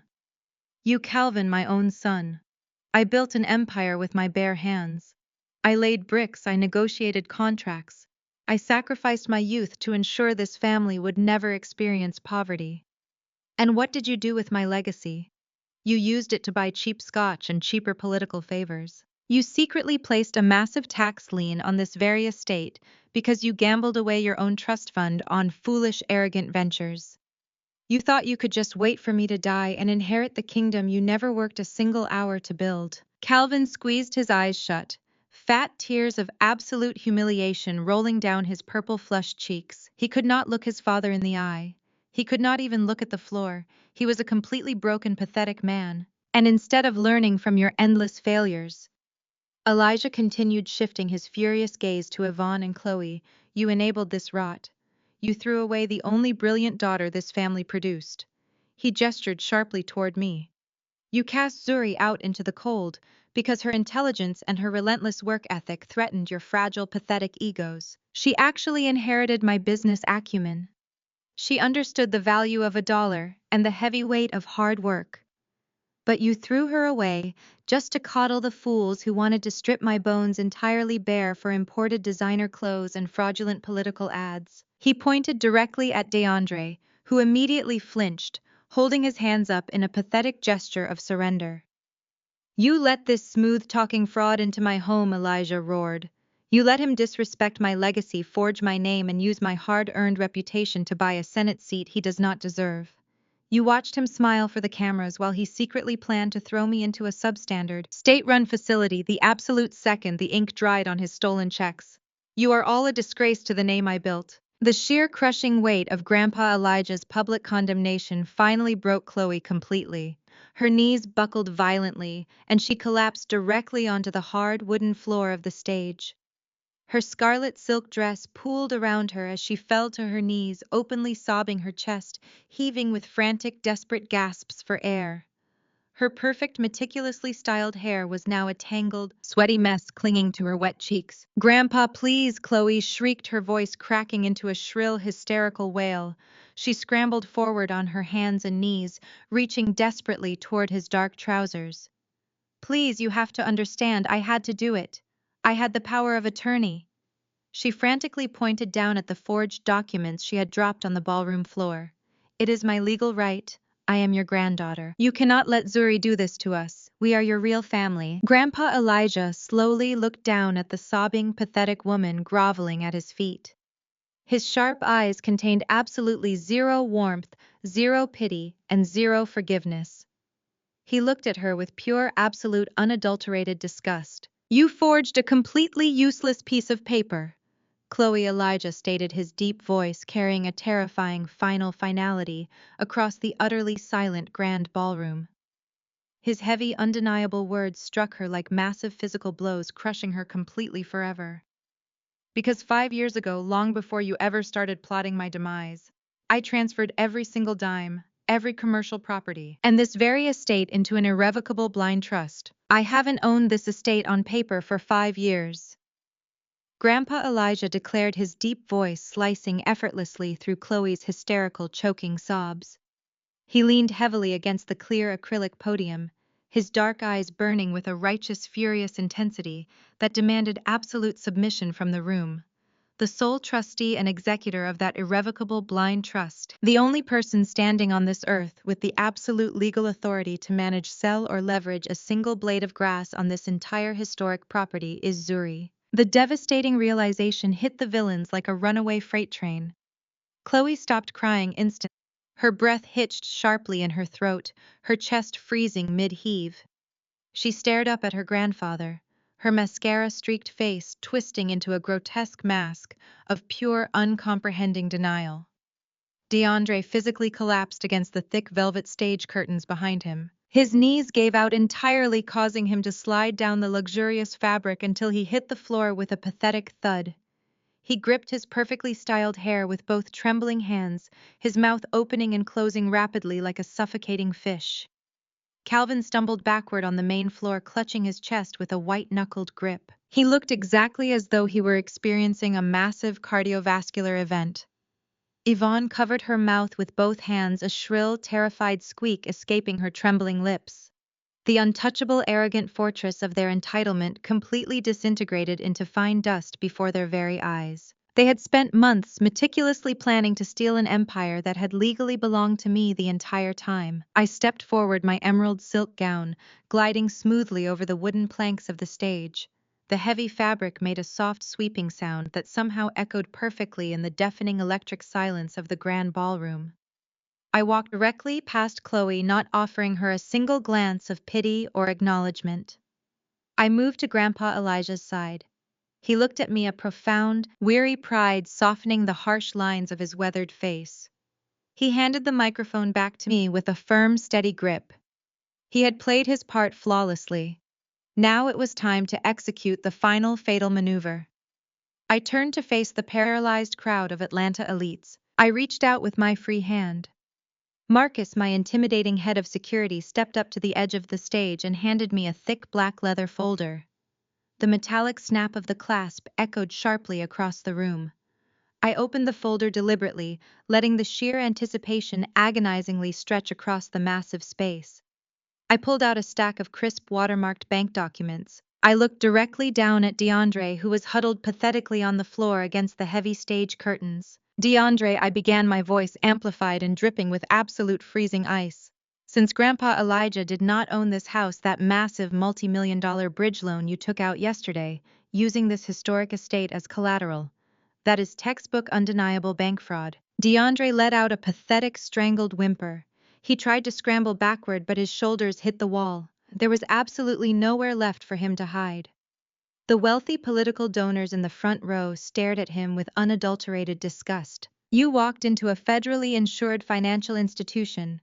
I continued my words, striking him like physical blows.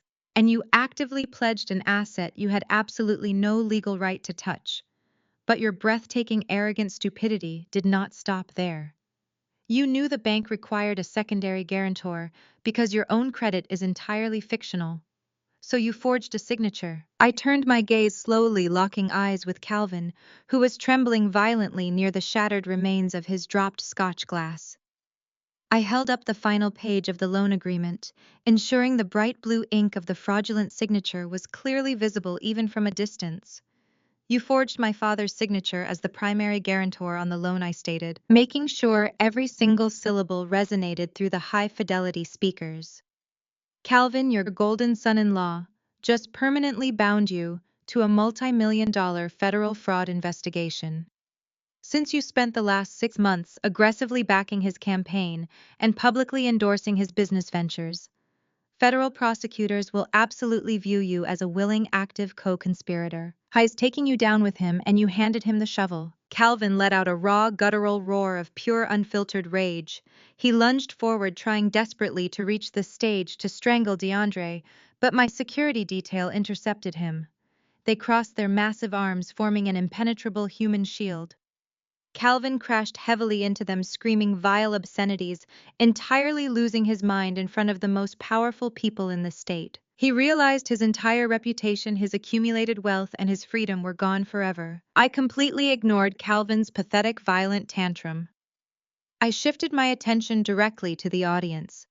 I looked at the sea of pale, horrified faces, the senators, the real estate moguls, and the megachurch pastors who had blindly funded this circus were completely paralyzed. For those of you standing in the front rows, I projected my tone, shifting from familial executioner to corporate whistleblower.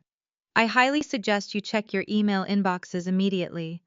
My team just sent a comprehensive encrypted data dump to every single major news outlet and political correspondent in this room. I paused, deliberately watching dozens of manicured hands simultaneously reach into tuxedo pockets and designer clutches. Smartphone screens illuminated the dark crowd, casting a pale, ghostly glow over their shocked, highly offended expressions. DeAndre did not use your generous political donations to fund campaign ads, I announced, watching the brutal realization shatter the room. He did not use your money to build community centers or launch grassroots initiatives. He used your hard-earned capital to pay off a $300,000 gambling debt at a private unlicensed casino in the Bahamas. The outrage that erupted from the crowd was instantaneous and deafening. The megachurch pastor threw his hands into the air, shouting about betrayal and sin. The real estate moguls began cursing loudly, demanding their money back and threatening immediate lawsuits. I raised my hand, demanding absolute silence, and the sheer heavy authority of my presence forced the room to quiet down. "You will not get your money back tonight," I stated bluntly. Those offshore accounts were permanently frozen by my corporate legal team at exactly 5 o'clock this afternoon. The comprehensive financial records, including every single wire transfer, every forged invoice, and every fraudulent campaign expense report, are currently sitting in the inbox of the State Ethics Committee. I also forwarded the entire unredacted file to the Internal Revenue Service and the Federal Bureau of Investigation. DeAndre screamed. It was a high, terrified sound that violently ripped from his throat.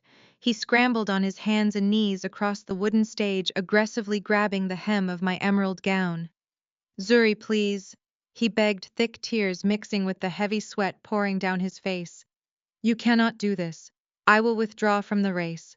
I will give it all back. I will sign whatever you want. Please, they will put me in federal prison." I looked down at the pathetic man who had tried to steal my grandfather's legacy.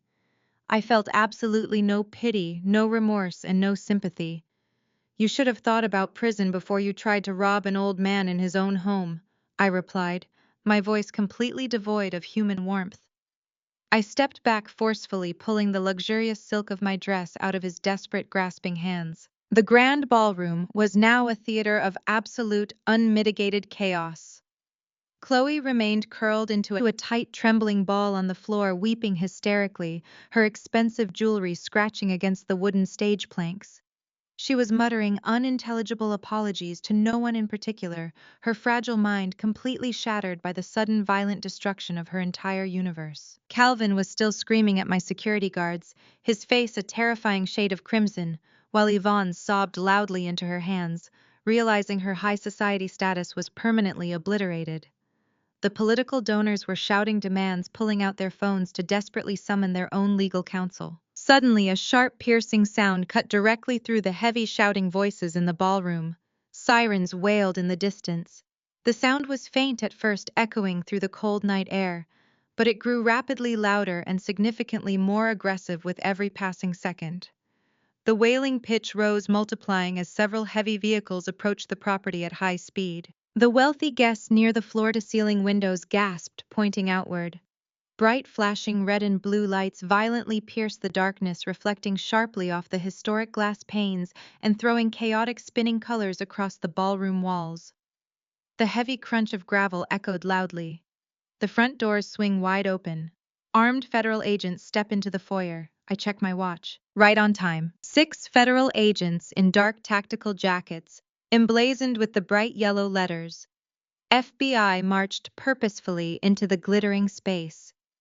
They moved in a tight, highly disciplined formation straight down the center aisle, directly toward the brightly illuminated stage.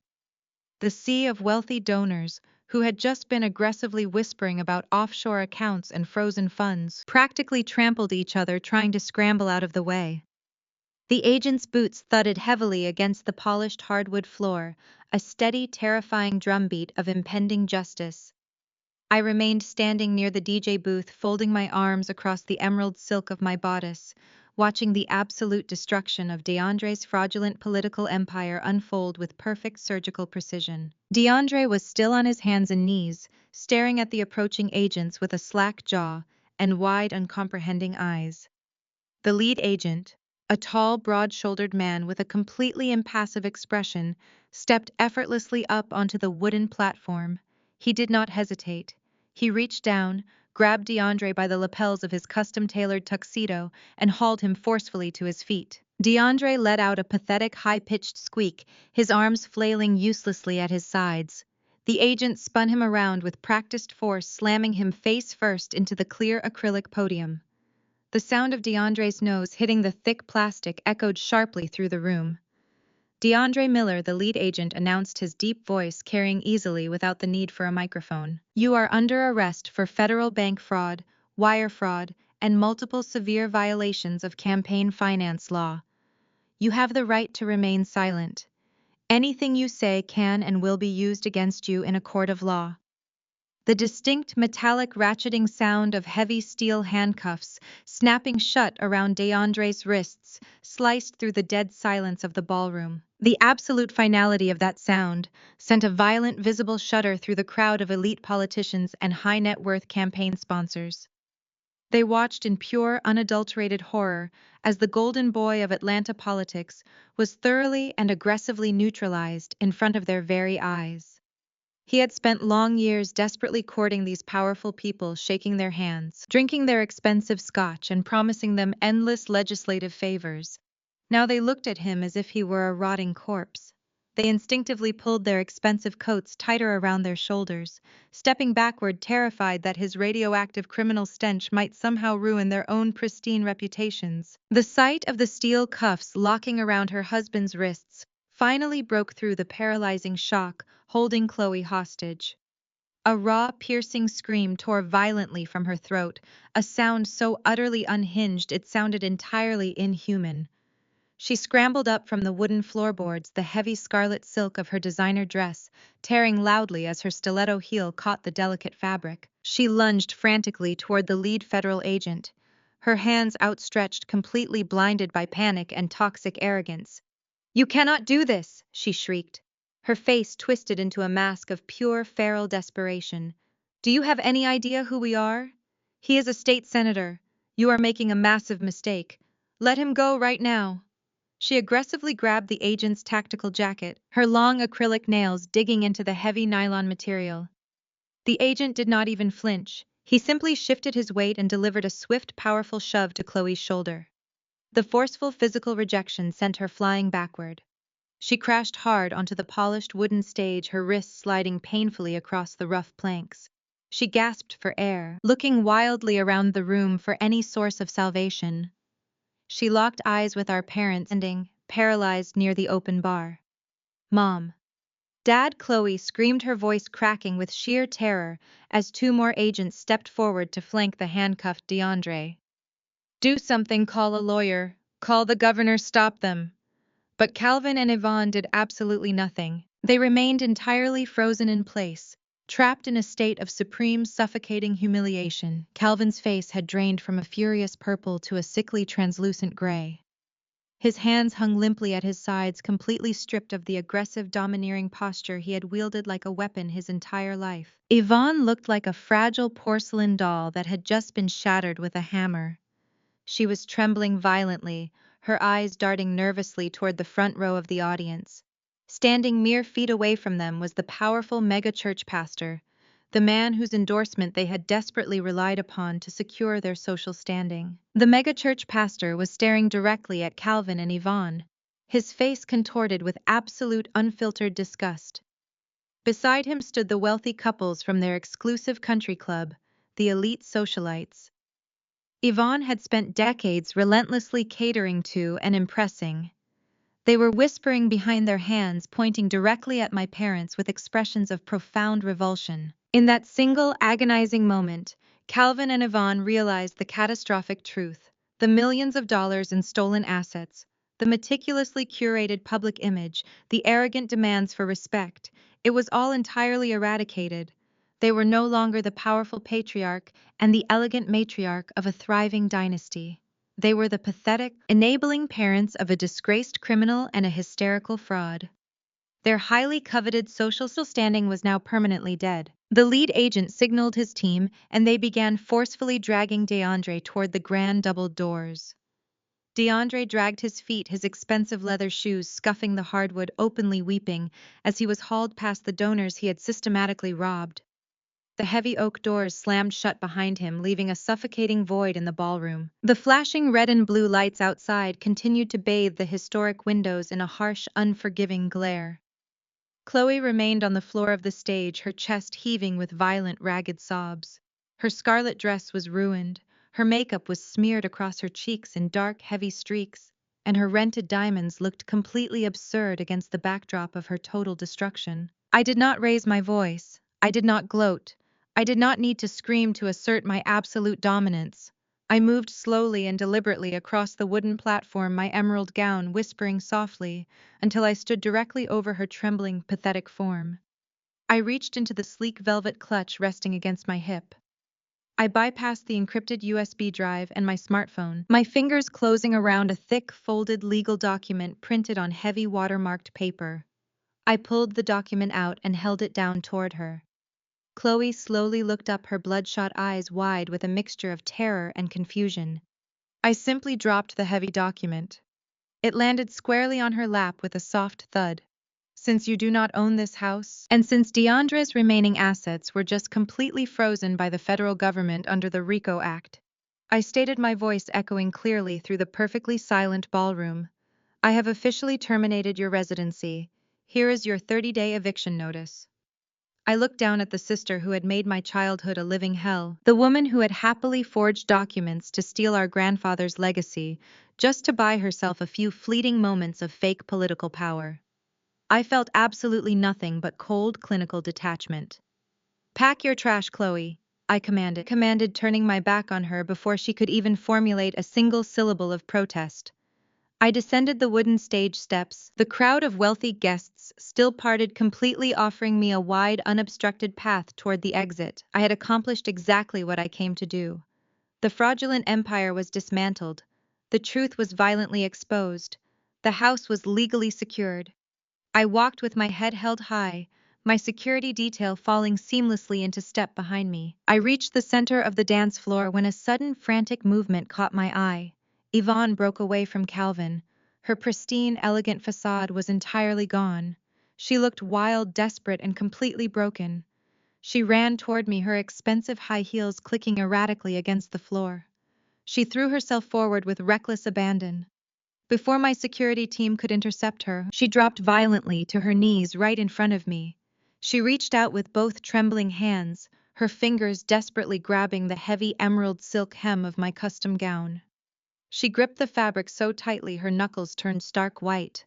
Her perfectly styled hair was falling around her tear-streaked face, her eyes wide with a frantic, unhinged panic. The realization of her total financial and social ruin had finally crashed down upon her, crushing her completely. "Zuri, please!" Yvonne wailed, her voice echoing shrilly across the silent, stunned crowd of elites. The dignified matriarch was gone, replaced by a beggar groveling on the floor of a crime scene. "We are your parents. We are blood. You cannot leave us with nothing. Have some human mercy." I looked down at the weeping, shattered woman, desperately clutching my hem. There was absolutely no sympathy in my eyes, only a profound, echoing emptiness. The frantic mother crying on the floor was a total stranger to me. I took a slow, deliberate step backward. The heavy emerald silk slid easily from her white-knuckled grip. Yvonne slumped forward, her hands hitting the hardwood floor as she realized I was never going to save her. "Mercy," I repeated softly, the single word hanging like a frozen icicle in the silent ballroom. My voice was clinical, completely detached from her wild hysteria. "You did not have mercy when you explicitly called me ugly. You did not show an ounce of mercy when you aggressively branded me a massive failure and a constant disappointment to your pristine social image." I looked from Yvonne to Calvin, who was still staring at me with completely hollow, defeated eyes. "You boldly told me that failures do not belong in this family. You were absolutely right. I am taking out the garbage. So get out. Get out of my house immediately before I have my security team physically drag you out the front doors." 3 months later, the thick dust from that explosive night had finally settled, leaving a radically altered reality in its wake. The swift, brutal hand of federal justice moved with terrifying efficiency. DeAndre was currently serving severe federal prison time. He sat in a stark concrete cell, having accepted a rapid plea deal to avoid a lengthy, highly publicized trial that would have exposed even more crimes. He traded his custom-tailored silk suits for a scratchy standard-issue orange jumpsuit. His political career was entirely dead, his name completely erased from every public building and donor list in the state. Chloe experienced a spectacular downfall that was equally devastating. Stripped of her fraudulent assets and completely abandoned by her high society friends, she was now living in a cramped, poorly ventilated studio apartment on the wrong side of the city.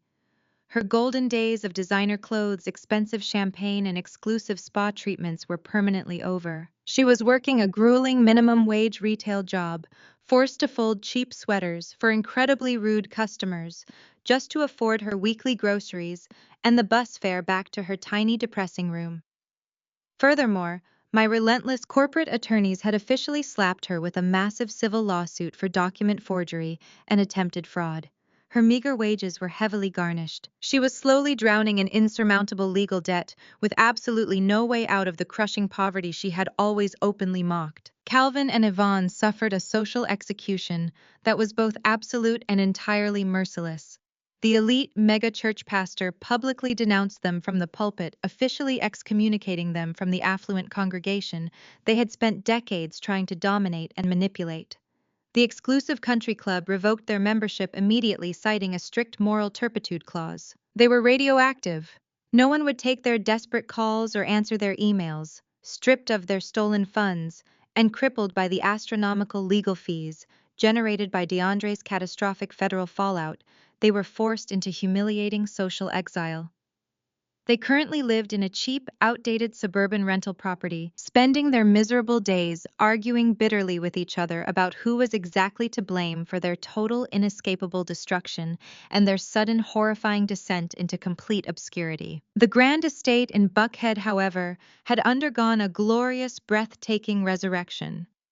I stood on the sprawling, perfectly manicured front lawn, feeling the warm Georgia sun against my face. The massive historic mansion was no longer a hollow monument to superficial elite status. It was no longer a dark fortress of toxic vanity and greedy entitlement. I had completely transformed the magnificent property into the official headquarters for Vanguard Heritage Holdings' new philanthropic nonprofit division. It was now a thriving state-of-the-art educational incubator program. We dedicated our massive resources to teaching commercial real estate, architectural design, and advanced financial literacy to young, incredibly ambitious Black students who had been systematically overlooked by the traditional corporate establishment.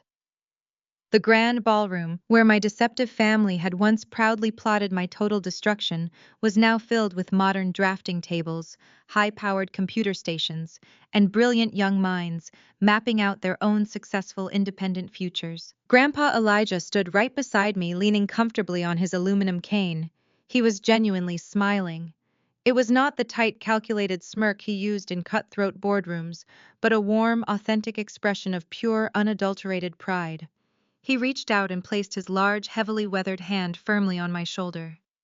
His strong grip was a deeply grounding weight, a silent, powerful transfer of generational power and enduring respect. "We did it, Zuri," he said quietly, looking up at the towering brick facade of the mansion. "You saved it." "I did not just save the building," I replied, watching a group of eager, smiling students walk up the front steps, their heavy backpacks full of fresh blueprints and complex financial models. We gave it an actual purpose. I looked at the magnificent estate and the bright, undeniable future we were actively building within its historic, highly protected walls. I had spent my entire life being treated like a completely disposable burden. They had relentlessly labeled me the family scapegoat, brutally throwing me directly into the fire to quickly cover their own spectacular, arrogant failures. But they had completely underestimated my absolute, unyielding strength. The scapegoat did not just passively survive their treacherous fire. I stepped directly into it. I fearlessly controlled the aggressive flames, burned their incredibly fraudulent empire straight down to the ground, and forged a true, fiercely unbreakable legacy directly from the smoldering ashes. This was not just about revenge. It was about absolute, undeniable justice. I had finally taken back everything they tried to steal from me. I was completely free, and my true life was just beginning right here on this very lawn.